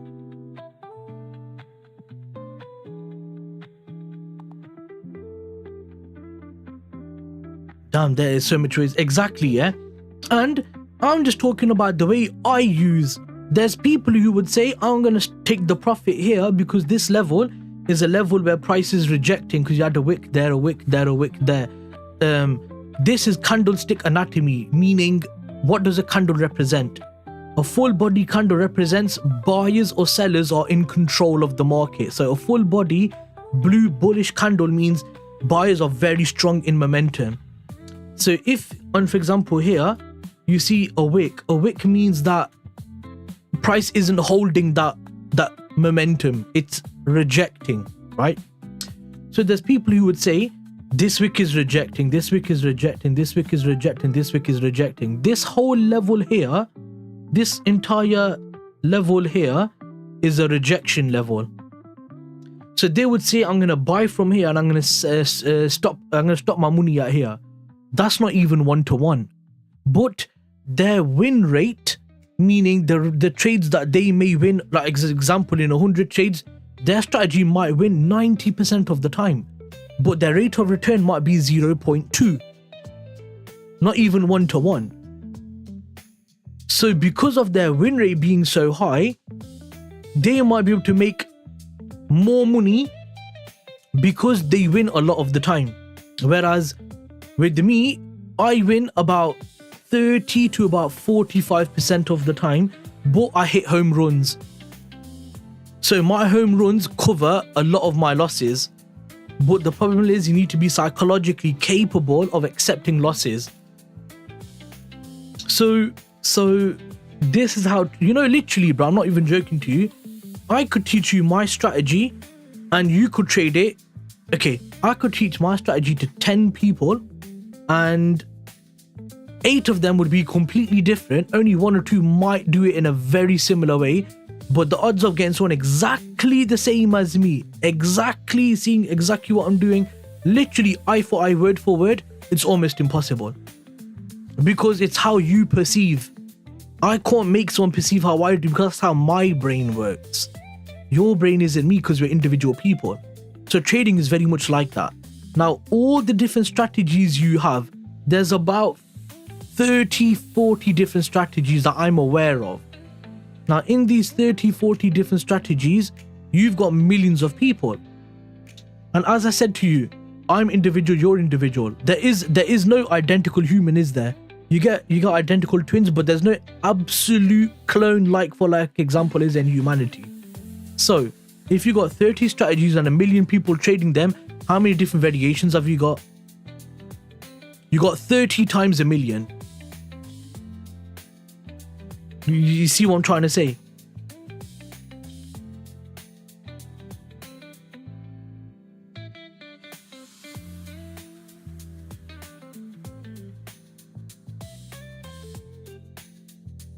So because of that, I don't look to teach people because everyone picks up at their own pace. Everyone learns at their own level.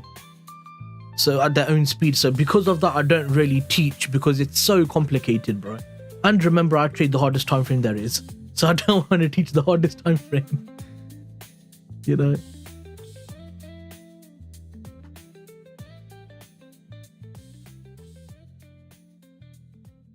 Well, pound is absolutely flying. And this is technical. We're talking technical as in the charts. there's something called fundamental analysis. That's understanding all of the data and stuff like that. So fundamentals is a whole separate ball game. So you got technical analysis, which is basically the chart itself and how to enter and exit. Technical, it's not everything.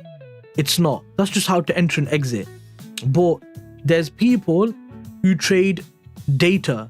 So like the inflation, the employment and stuff like that. And then the government saying that, oh, we want to reduce inflation. And then all the banks say that, oh, they're going to reduce inflation. Therefore, we can sell the pound and the euro and the dollar now because they're expecting it, blah, blah, blah.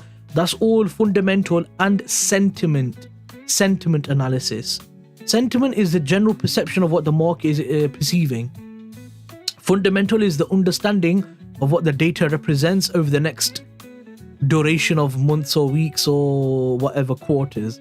Then you got technical, which is the actual trading of the chart itself. A lot of people only focus on technical. They don't understand anything else. With me, I understand technical, fundamental, sentiment. I've chosen to understand all of it. Even though I trade M1, a lot of it isn't necessarily valid. Because M1, you're not going to really see sentiment playing an impact on M1. Where are you from? I'm from the UK. Born and raised. But obviously I'm not white, Caucasian.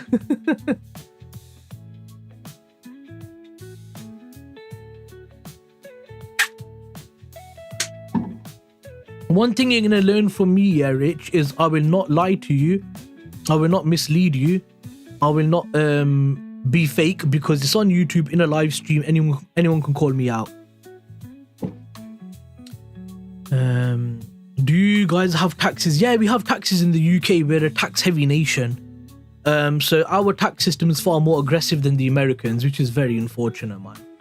You guys have it so much more easier because all your different states have different taxes. The UK has one tax across all of the UK, and it's so aggressively high. It's disgusting.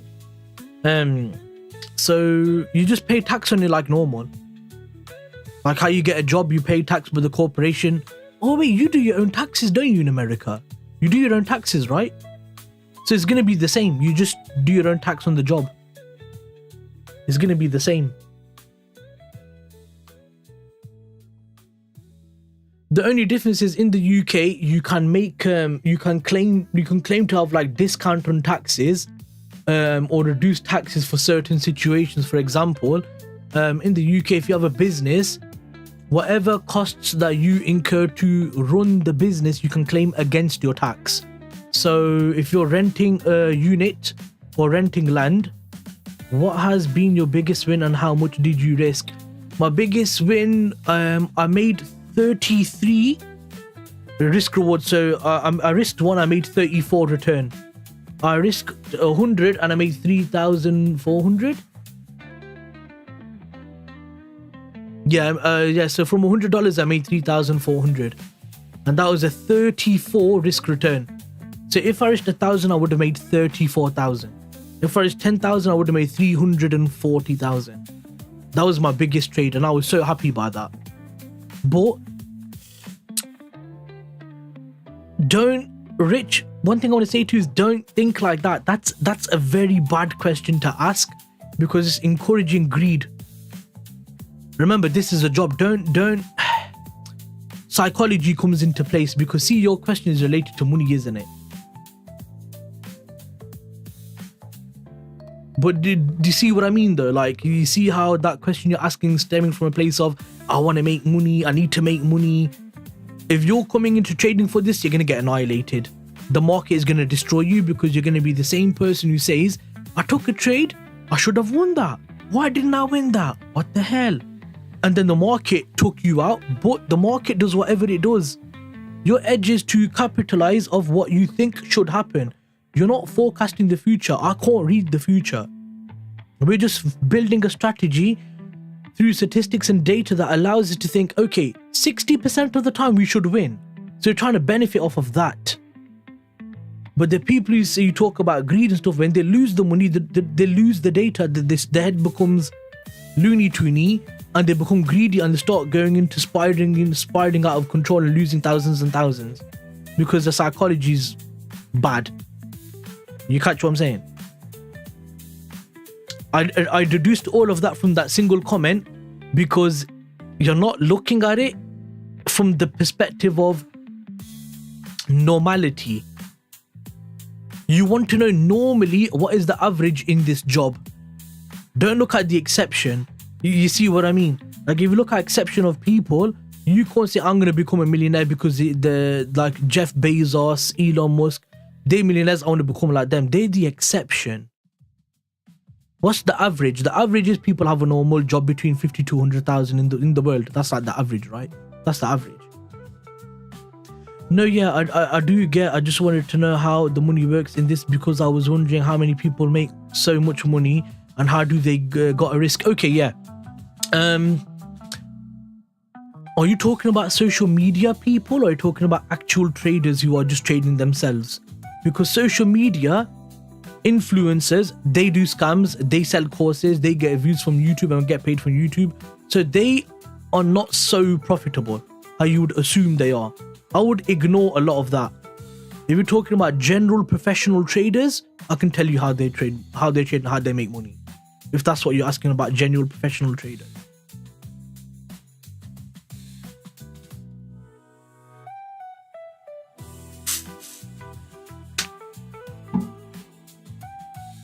I'm enjoying this discussion, by the way. It's a really good discussion.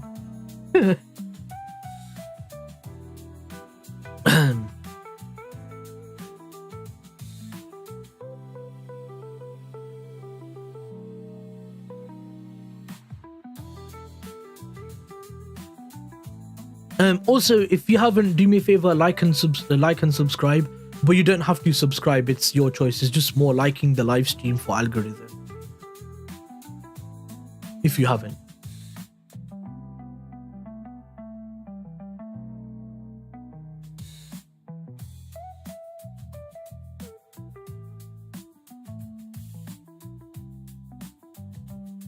You know what? I'm just gonna put a note here.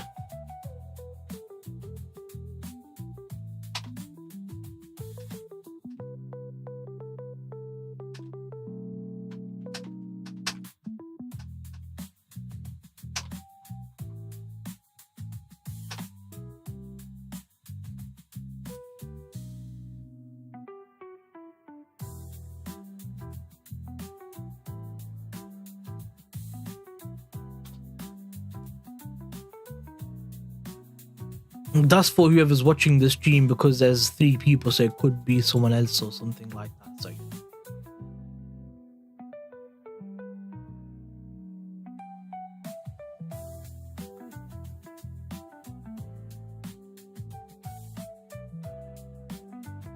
okay. I also wanted to know my demo account has 10k USD in it, and when I trade, I win and lost big, but I don't know how much I'm risking because I don't get the pips and all the stuff yet. Okay, so let me explain pips. Go on the M1, probably the easiest for this. Okay, so with M1, yeah, a pip is a representation of how much price has moved. A pipette is also a representation of that. So 1 pip is how can I differentiate this? This is another reason why I'm not so keen on teaching A, B, C, D, because I don't think I have the patience to go through all of this. I think it's quite difficult to like simplify it. Okay, you know what? You see here, yeah? You see on these 2 up here,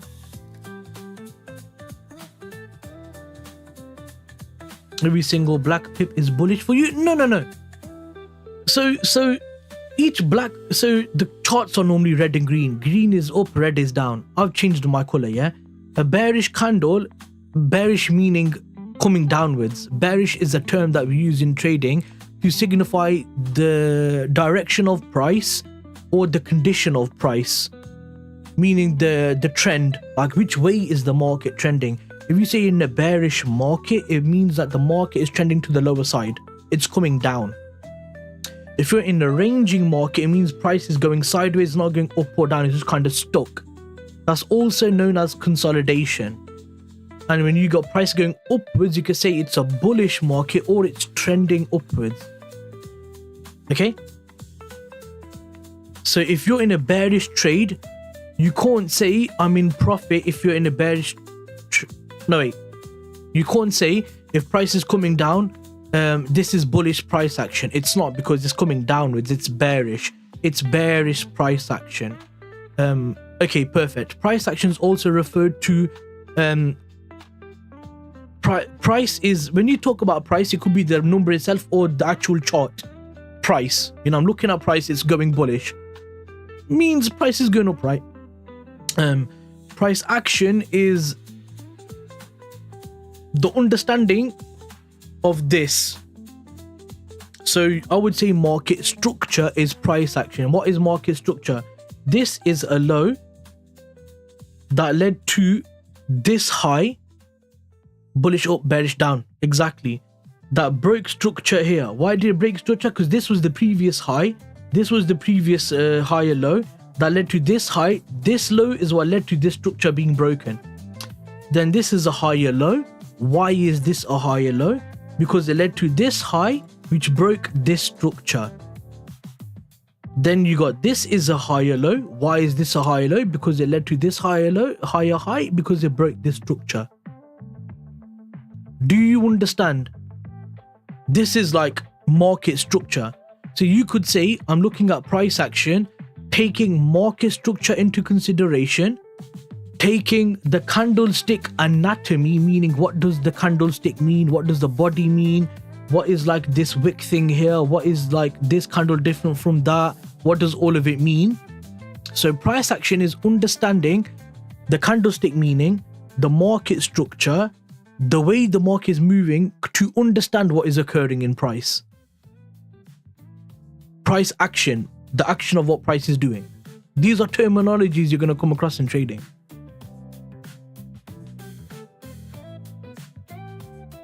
But yeah, bullish up, bearish down.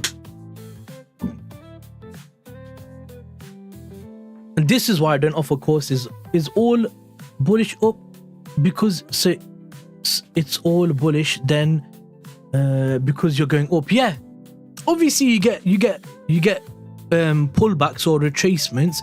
Price never, okay, one thing I'll tell you about price, yeah, price can never fully go like all the way like that. It has to go like this. It has to go like that. It must go like that in all time frames. Daily time frame, 1 minute time frame, 5 minute time frame, hour time frame, yeah? And it's because price must be efficient and balanced whilst going in the direction it seeks to go. Now, this is where understanding order flow comes in and stuff like that. Because look at this, yeah? This is a perfect example, actually. You've come at a really good time. So you see how this candle here, it's a really big blue candle, isn't it?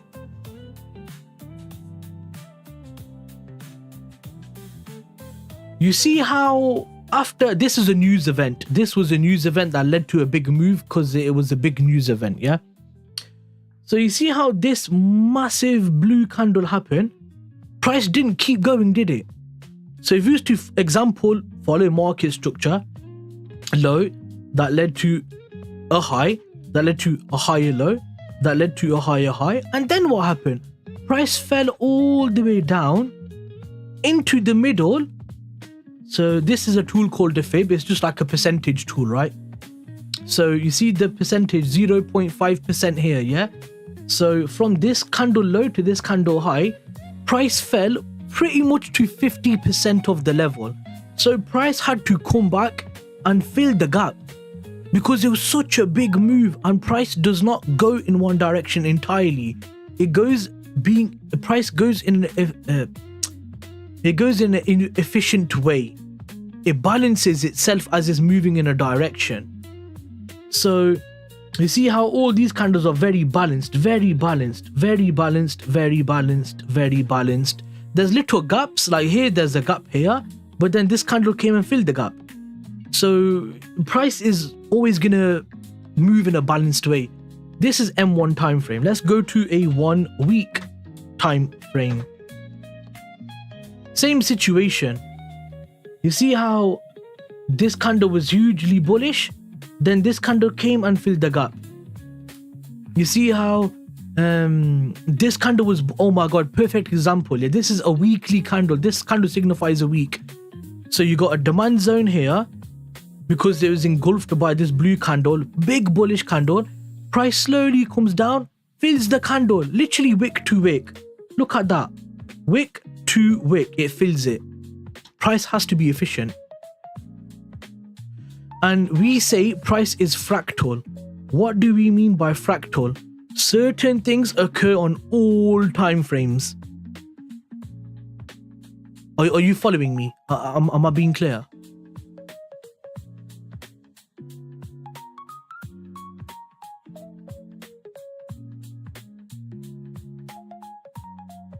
You're gonna learn a lot, Rich. You got a lot to learn.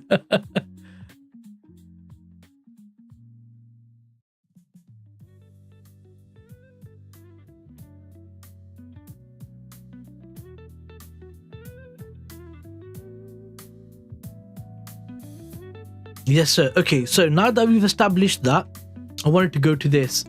Now, we are overall trending bullish, yeah? We're overall trending bullish, aren't we? You can see that. We're in a clear direction, yeah? If I was to draw a line, the line is going up, yeah? That's clearly price is going higher. Now, as we see, price goes up, does a pullback. Price goes up, does a pullback. Price goes up, does a pullback. Price goes up, does a pullback. Price goes up, does a pullback. See how it's moving in an efficient manner. It's balancing itself on the way of where it's going. So yeah, bullish means all the way up, but you're gonna get contractions. You need to understand how to differentiate a contraction versus price shifting to becoming bearish now. You understand? You need to know context. So I'm just telling you that to give you a bit more knowledge in it, because I don't want you to think that this is bullish, this is bearish. This is technically a contraction of price. Contraction, pullback, retracement, these are all terms that mean where price is in the direction, but it's just doing a bit of a move backwards.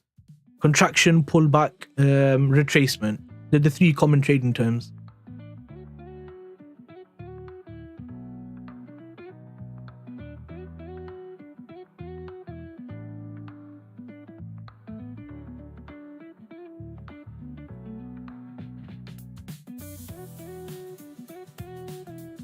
What the hell?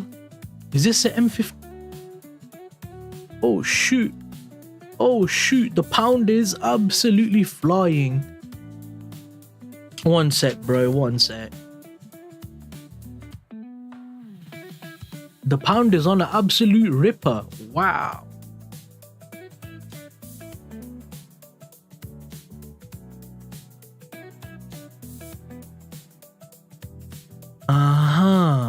Actually, we don't need to bring it over there. We could just bring it over here. Just give me 1 second, dude.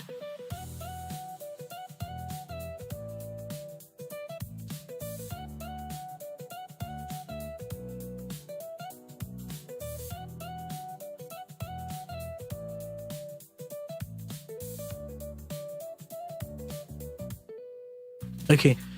So it's not always bullish or bearish. No, price is never always one thing. I'll show you that as well on the chart. So on the M1, we're bullish here. We were stuck in a range here. Why were we stuck in a range? The yellow box, pink box. We're just stuck in the middle. Yeah, that's a range. Then we got bullish market. Then we have a bearish market. So this was bearish on the M1 yesterday. Yesterday was buy, sell, sell, sell, sell, sell. Then after New York session, it was bullish. Then Asia session, consolidation. Then London, bullish.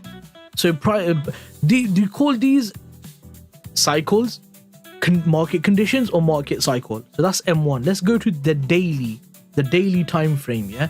So we're going back all the way to January 2025. So this year, we were bullish all the way here. Then in March all the way through to April, we were stuck in a range. Then Trump did the tariff announcement, price dropped, become bullish again, then had a bit of a range, become bullish again, had a bit of a range, had come bullish again, become bearish, had a pullback, become bearish, had a pullback. So you see, even on the daily, there is different conditions of the market: bullish, bearish, range, or consolidation. You see, this is on all time frames. So this is important for you to understand, because you're going to trade that market condition. Are you going to be a trader who is pro-trend, meaning if the market is bullish, you're trading with the bullish side of it, so you're taking buys, following the trend? Or are you counter-trend? Are you looking to take sells in that?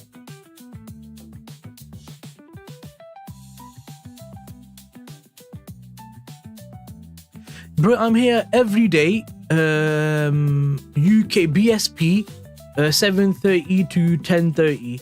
I don't know where you're from in America, because you got Eastern Standard Times. You've got 4 different time zones, but I'm here every day, so feel free to drop by. I hope you learned a lot anyway.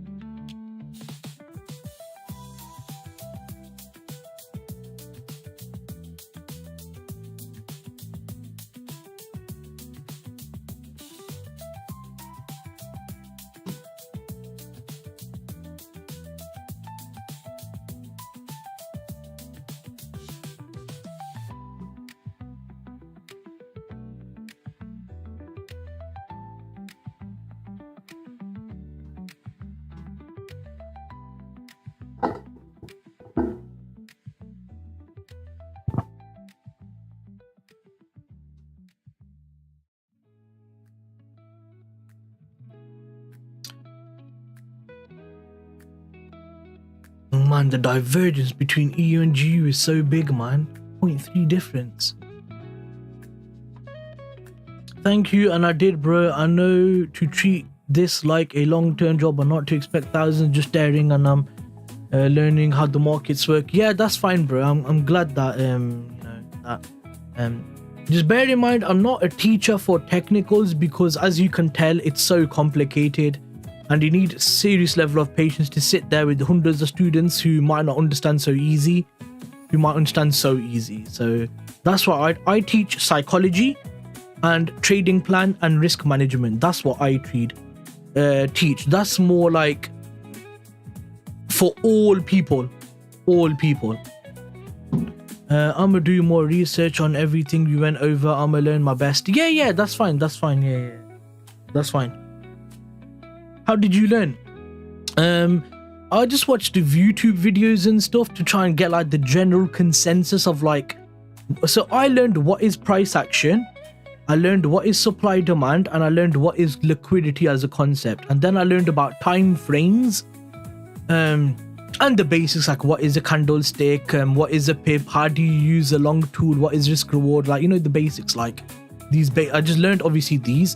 But for trading itself, I learned price action, supply demand, candlestick anatomy, like what does a candlestick represent, and all the different candlesticks and stuff like that.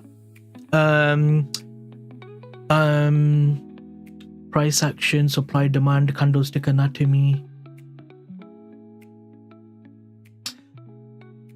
I think they're the main stuff. They're them. And then also try to learn about the different styles of trading. You got pattern traders who trade like patterns on the chart. You got people who trade with algorithms. Just try to learn just basics about all the different styles, so you can comprehend the different ways to trade. So then when you know how you trade, it's easier for you to understand what you're doing versus how other people are doing other things, you know? And then when you come here, ask any questions, that's fine. Normally I'm in a trade or looking on the charts, but today I'm not trading, so you caught me at a good time.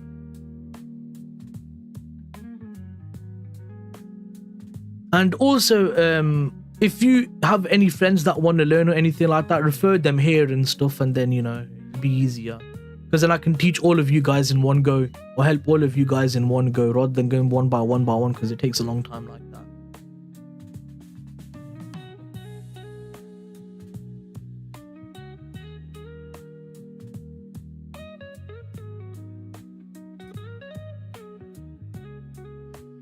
Ah.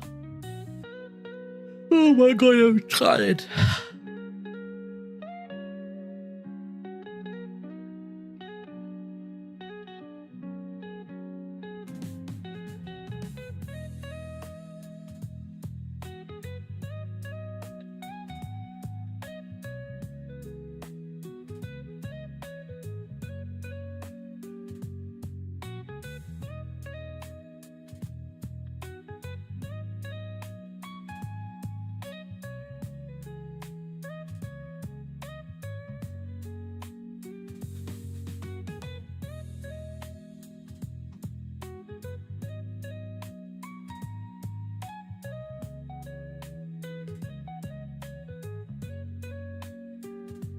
I hope I answered all your questions anyway, bro.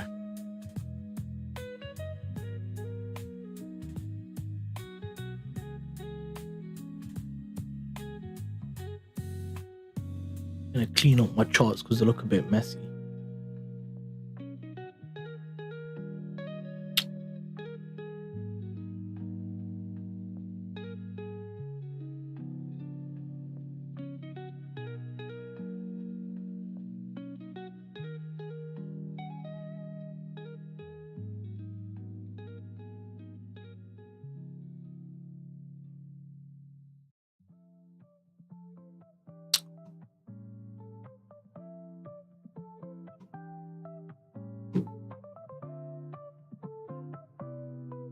I'm guessing you got more questions, Rich, or are you done?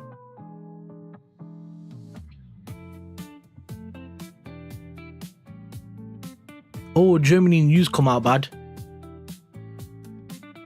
That's not good for Germany.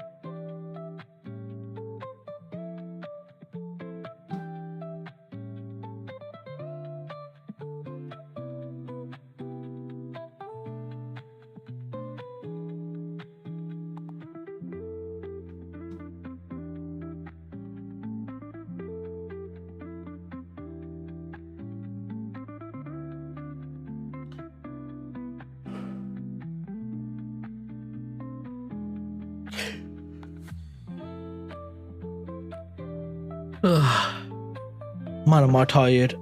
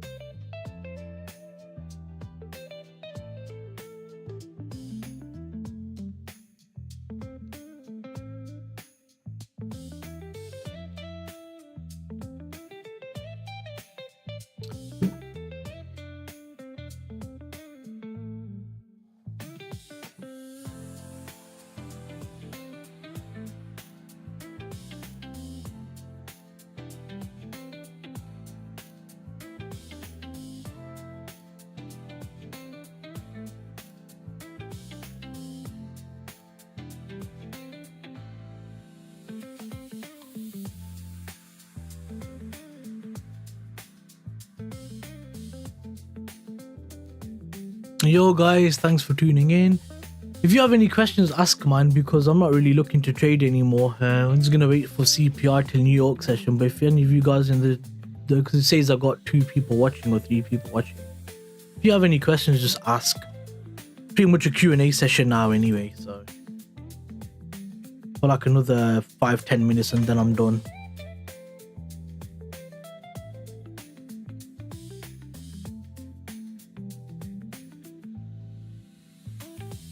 So if you have any questions, feel free to ask.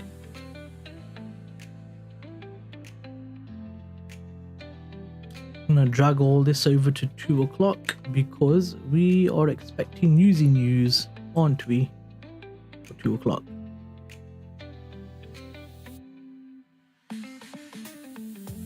Bashy, do you want to buy a camel? What the hell, Lee? What do you mean, bro? What the hell? This guy, man. Okay, we're definitely not going to move 100 pips on CPI, so I can bring that up here. How are you, Lee? We might move 70 pips. This one's very possible. And then this one here is about 30-40 pips.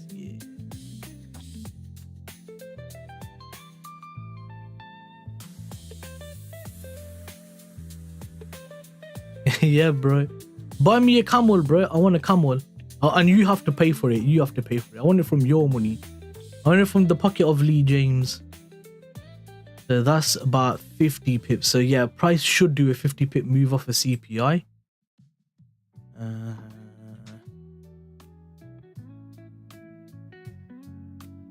And then we've got this here as well in it. So price might even come to this level here. I'm just marking out places where price might reject from Lee. Because you know, CPI does about 50 to 60 pips, can do 70, 80. That's 63. That's perfect. And then from here, it's about 70. That's covered every zone there, really, hasn't it?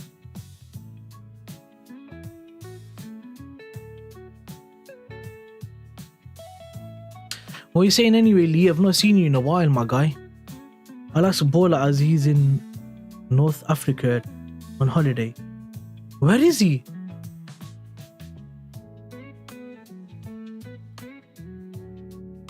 Is he in a Muslim country? Like Tunisia, Algeria, Morocco or something? Or Libya?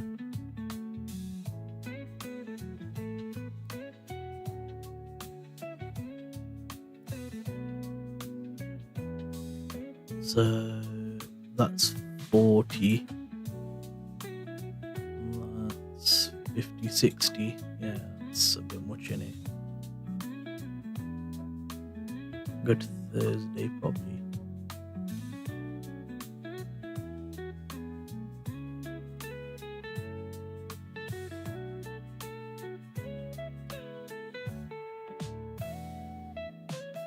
He is definitely not doing a 100 pip move.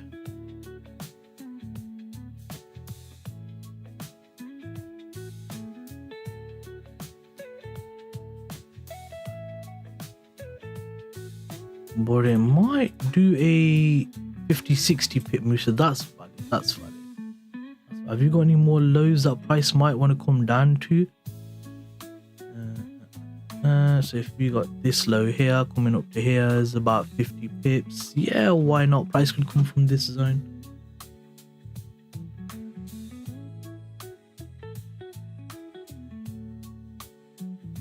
And then we might as well just mark out this low as well. But odds of price coming here, it should destroy that level, to be fair, because that's how many pips away? 24 pips. CPI should destroy 24 pips. It does on GU, it does like 40 to 65 pips on average, I think. I don't know whereabouts he is, but he's extended his stay, probably really enjoying bonding with the camels. Camels are cute animals, you know. They're really cute, bro. Camels are adorable. I like them. So, right. Anyway, let's do GBPCHF as well. So how much is GBPCHF move on NFP? I think it does about 30-40 pips also. So let's bring this across to 2 o'clock. Price from here, about 40 pips. Yeah, that's fine. Get rid of that. Don't need that. Okay, so we know from here, price might do about 40 pip move from CPI. That's possible. Boy, Lee, I'm starting to get new people coming to my stream, you know. I'm getting a tiny bit excited.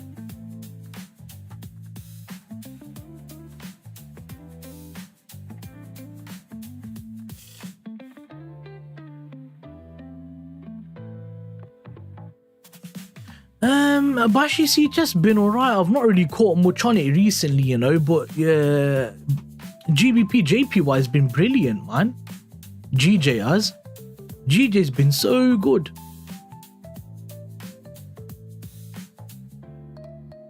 Yeah, GJ's been absolutely mint, bro.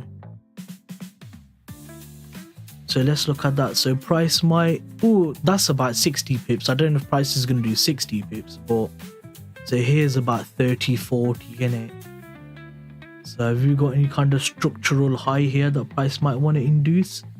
Yeah, we do. Okay, I'll take that. About here in it.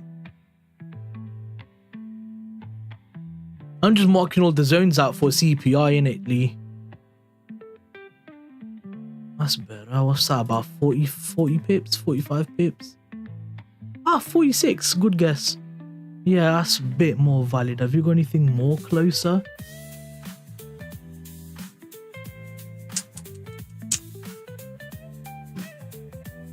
Nah, that's about it. And then obviously we've got this high here, haven't we? But I already marked that box out anyway, so that's fine. That's okay. So this is 70 pips. That's not gonna happen. So go to Wednesday on that level. But yeah, Lee, it's interesting because I'm starting to get, like, I've had a couple new people pop in. One of them's a regular now, which is good. And then another guy come today, which was interesting. But he's like brand new to trading. You can see in the chat in is that rich guy.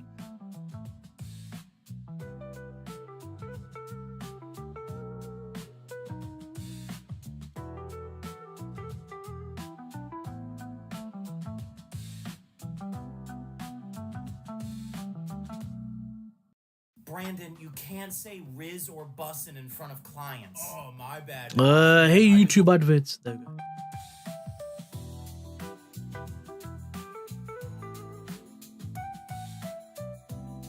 Don't tell anyone I'm on the 4H.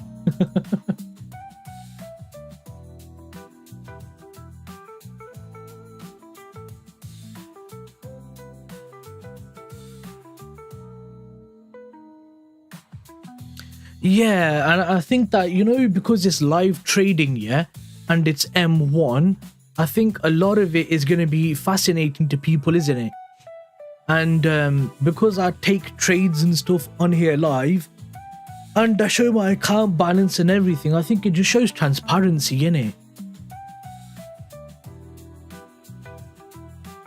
And I'd like to think I'm not an arse either. Like, I'd like to think I'm, like, engaging also, if you know what I mean.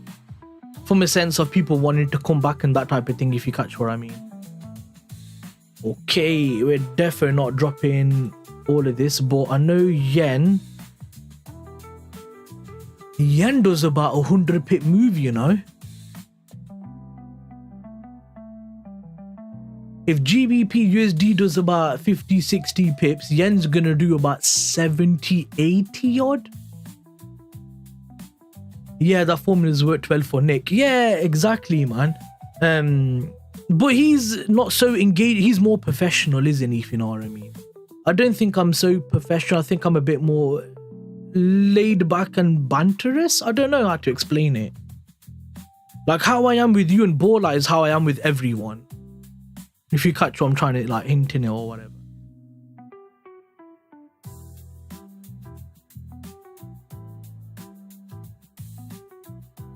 3K can really bring your subscriptions. Oh, you're an idiot, man. Oh, man. Oh, yeah, have you done your back testing and stuff or not? How you been getting on with that?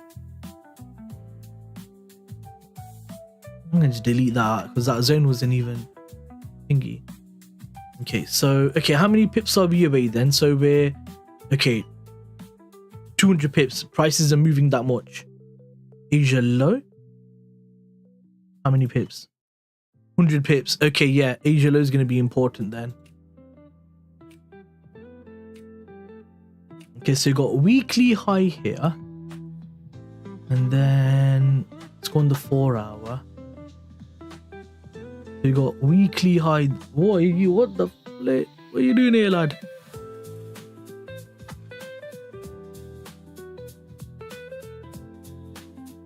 So because we just hit a weekly high, we should get a retracement down here, bro. And we've got all of this trend line sat here. All of this. Oh my god, should I take a short? Wait.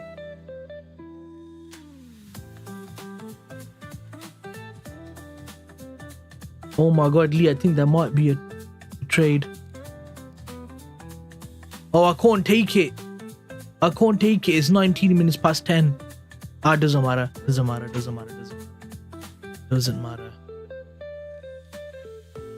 This zone guy might get whacked, you know. This invalid zone might get whacked in the thingy.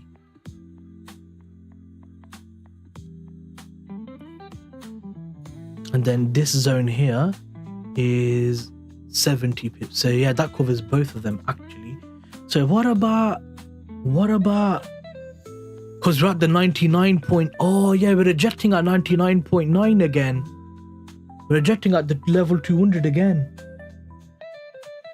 I remember Nick was talking about this, wasn't he, Lee? He's on about this is an important level, but it makes sense on the daily, on the 4H as well. Look, let's go on the daily actually. And daily be better.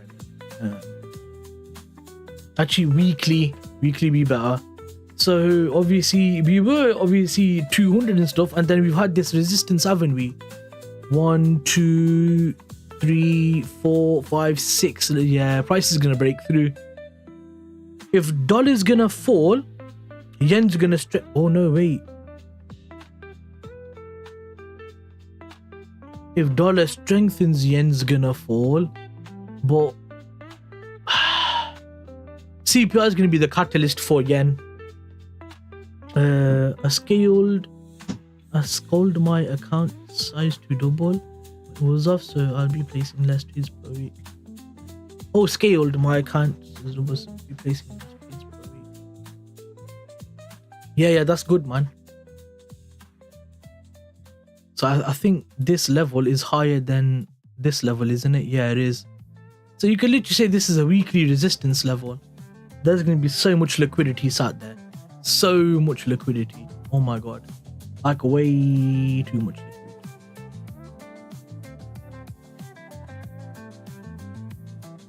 liquidity. Yeah, that's what I mean. It's going to be a catalyst for everything. It's going to push yen over this level. CHF, there is no catalyst for CHF because it's still in wherever it is. So there's nothing dramatic about CHF. I might as well bring this all the way to NFP there. But GBP CHF, there's nothing going on. But JPY, yeah, it's a catalyst for sure. Definitely a catalyst for sure. But depends on what figure it is. Yeah, what do you think it is, man?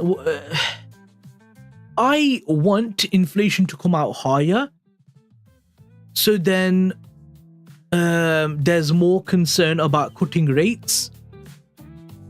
No. If inflation comes higher, the Fed's gonna cut rates. Okay. No. I want CPI to come out lower, so there's less likely of a rate cut because we're gonna see that inflation is still coming down, which means they won't do a rate cut, which is gonna annoy Trump against Fed. That's what I want to see. Oh, it's expected to increase. Let me just Let me just do gbpjpy, marking out the levels, and then we'll have a look at the news in it, because this is important actually, isn't it? I'm gonna struggle finding a level on gbpjpy, man. A structural level higher than this.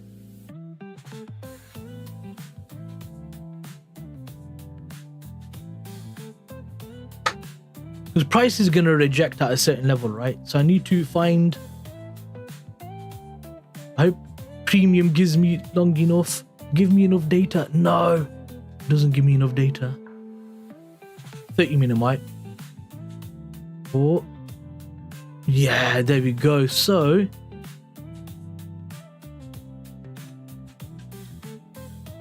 this is where we are now. That is going to be a 70 pip move, so price might reject from this structural high, and then I'm going to draw out this high as well, and I'm going to draw out this high too. Now I'm going to mark all of these as liquidity, then just drag them over and go to 4 hour. And then just bring them over. Yeah. Get rid of that.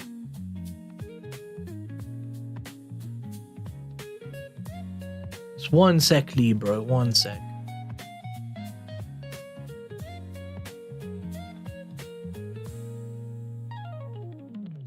This is probably gonna be Thursday, Friday time. And this is gonna probably be Wednesday. So what? So from here to here is 20, here to here is 70, yeah? Which is between 70 and 100. Here to here is 140, that's unlikely, yeah? So by Friday we might come to this level there. Yeah, it's possible. By Friday, we might have moved up by 150 pips if we see the dollar weakening. And then from here to here is 200 pips. So if I was to say that's Friday, that could be as easy as a Wednesday, realistically. Yeah. That's right. Yeah, so now I've drew the levels out in yen. Okay, so what were you saying? Let's have a look at Forex Factory.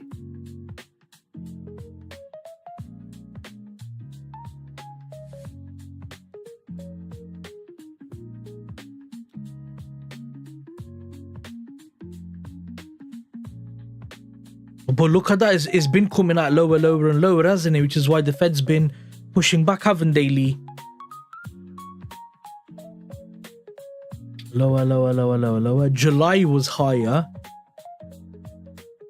Now they're forecasting 2.8 year on year, 0.3 core and 0.2. So they're expecting normal CPI to deflate. Lee.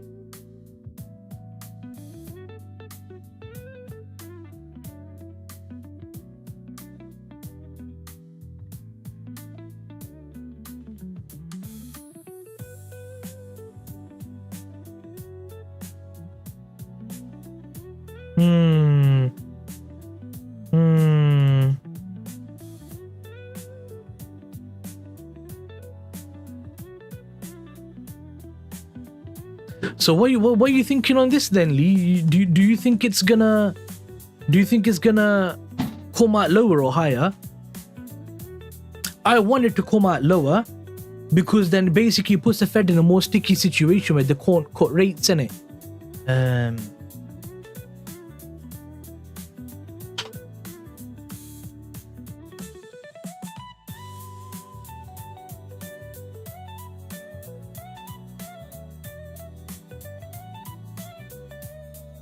84% chance. September. There's a 40% chance they're going to hold the rates, and then there's a 50% chance they're going to cut again in December. January, so that's going to be 0.3 to 0.75. there's a 40% chance they're gonna cut. They're gonna hold then.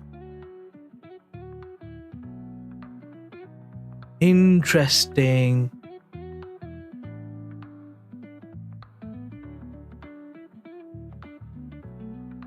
So in July, yeah.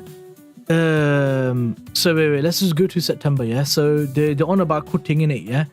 So in July there was a 50% chance of a rate cut in it, but we had the NFP come out bad, which encourages that we want to do more of a rate cut. But if we see that inflation is going to still contract, if we see inflation is still going to come down, then that is going to make it sticky for them to cut rates then, isn't it? Whereas if inflation goes up, it's going to encourage them to say, look, inflation is going up, growth is going up, we've got to start cutting rates.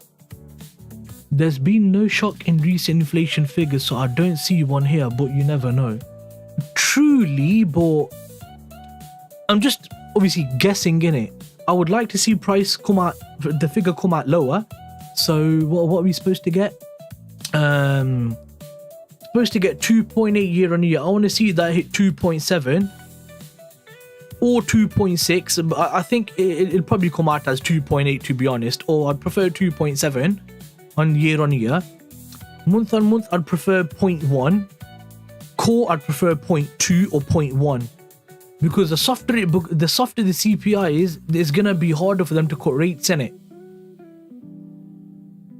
You see what I'm saying? Whereas if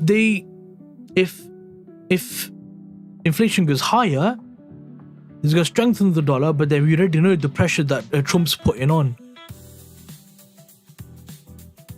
You see what I'm thinking?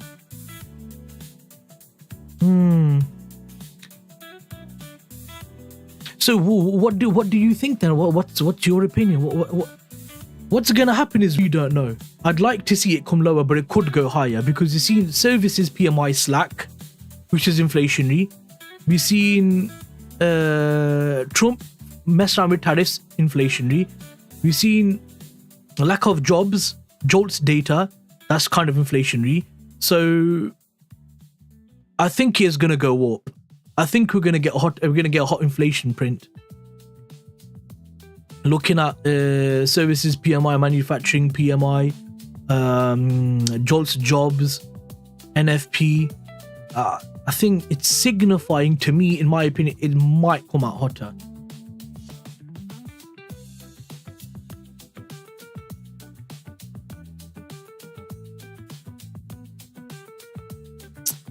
I wouldn't be surprised if it came out as expected. So are you expecting expectations then, yeah?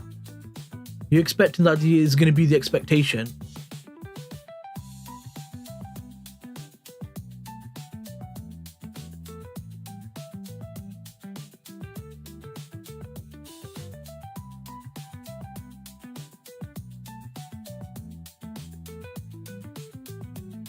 Also, the divergence between GU and EU is crazy. 0.3 divergence.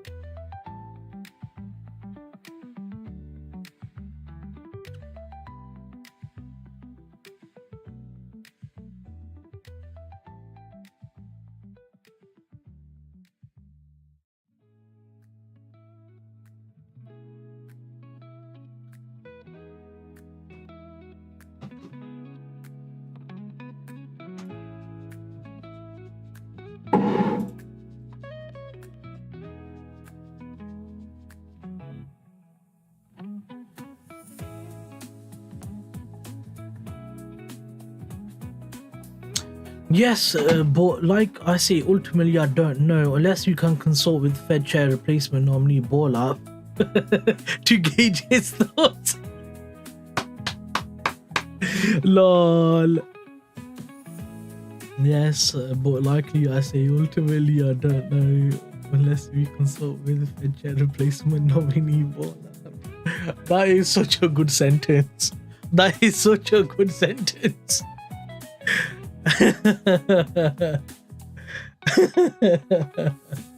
Oh man, that was good. I like that. That was good. That was good. Oh man.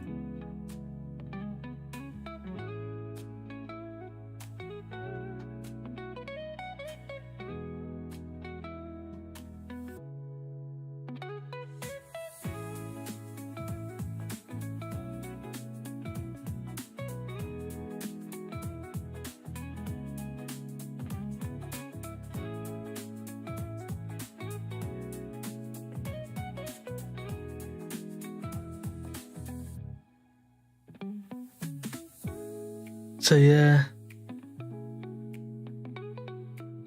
I mean, yeah, obviously we don't know. We're speculating. Yeah, that's right word, isn't it? Speculating. David, welcome back. Welcome back, David. How's your exam?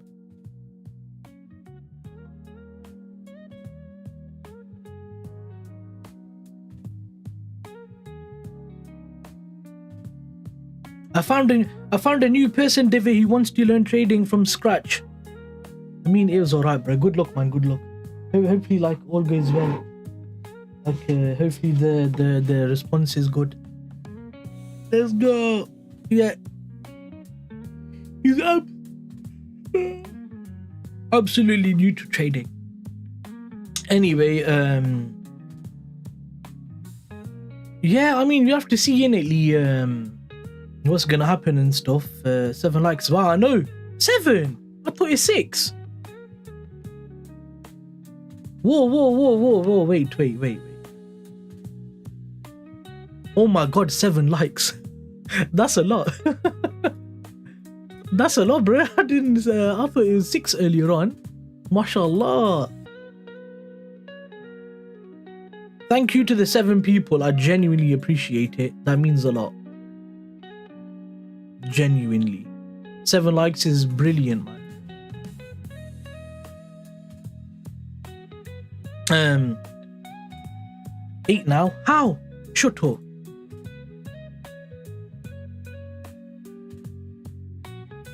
Still 7, you liar. The strategy of no subscribable likes isn't working. No, you know what it is, Divi? I don't want people to subscribe and then not benefit. I just feel like I want my subscribers to be people who are actually gonna be here. I don't want to have a channel with 10,000 subscribers, yeah, and 8,000 of them don't even come to the videos. What's the point? I'd rather have 2,000 subscribers and then 2,000 people watching the video. That's why I say like it, but don't subscribe unless you're looking to come back again and actually take benefit.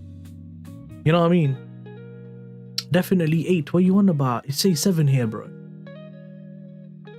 Say 7, yeah. Say 7 likes, including me. Technically, that's me included, so it's actually 6 likes. But yeah, 7, I'll take it. I'll take it. And I didn't even post this on Instagram. If I posted it on Instagram, I would have got at least another 5-6 likes. But I haven't posted on Instagram recently because it's annoying. 8 on my screen. Why is it showing 7 for me?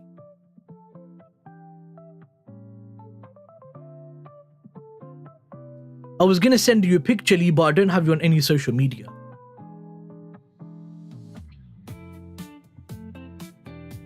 Mine is 7 too. Maybe you're glitching out, Lee. Close it and come back. Close the stream and come back.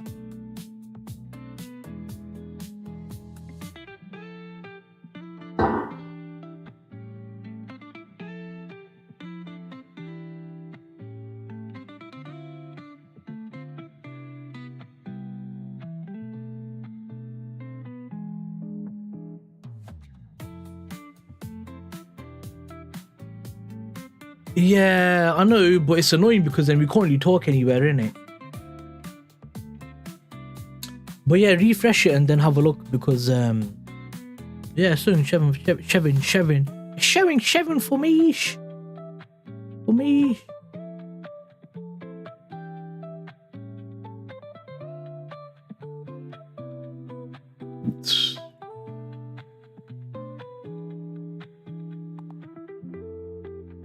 But I'm just chilling with you guys at the moment. I'm not trading, obviously. I'm just literally sat chilling. So if you guys want to talk about something or bring up a topic, do it. If not, let me know. I'll cut the stream in it.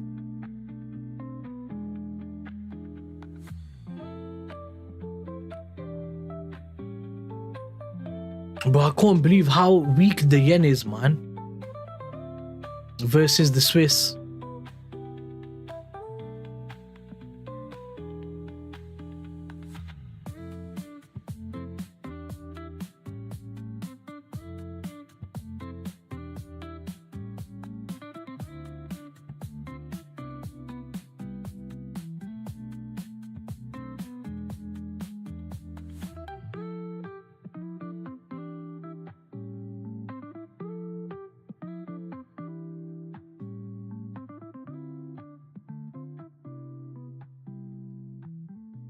Let me just 1 second, man.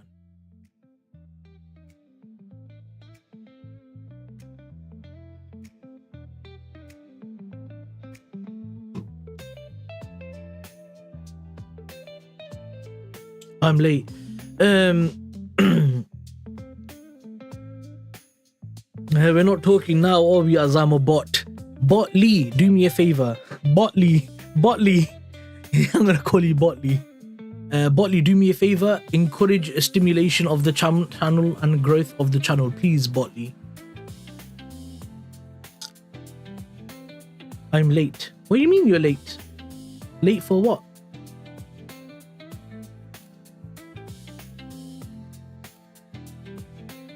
Oh, you know who I think is also doing a live stream now? I think Nika is doing a live stream right now. Yeah, he is.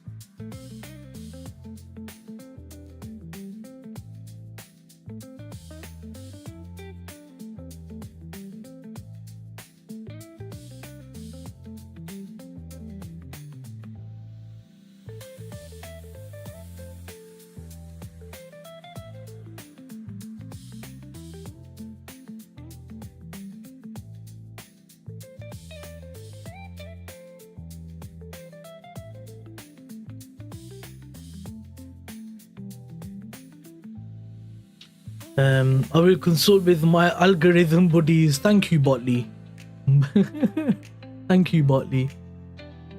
But yeah, I might cut the stream and I might just go chill in Mika's live stream for about 15 minutes and 20 minutes, and then I'm gonna go chill and then wait for New York session. What do you man think? What do you guys think? I'm thinking about ending it here.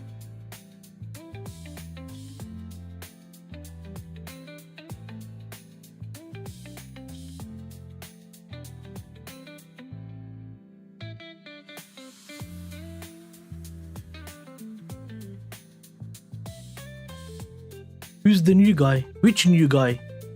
Lee? Bashy, I'm gonna sign off now. I got to go gym. Yeah, that's fine, Lee. Have a good one, bro.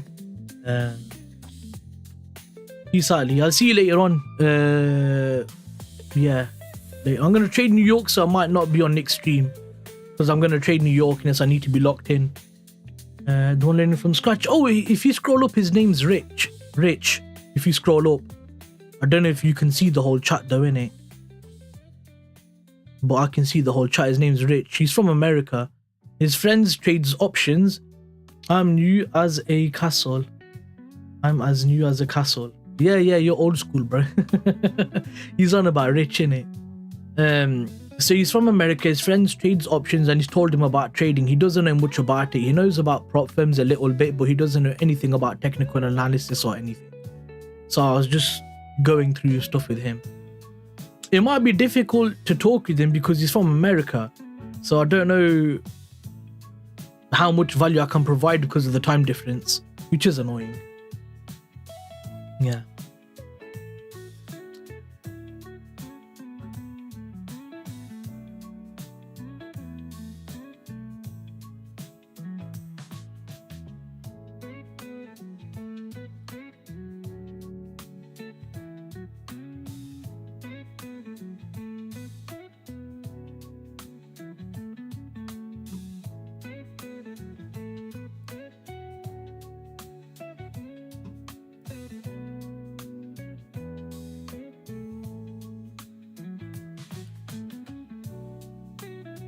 So I was just doing something, innit?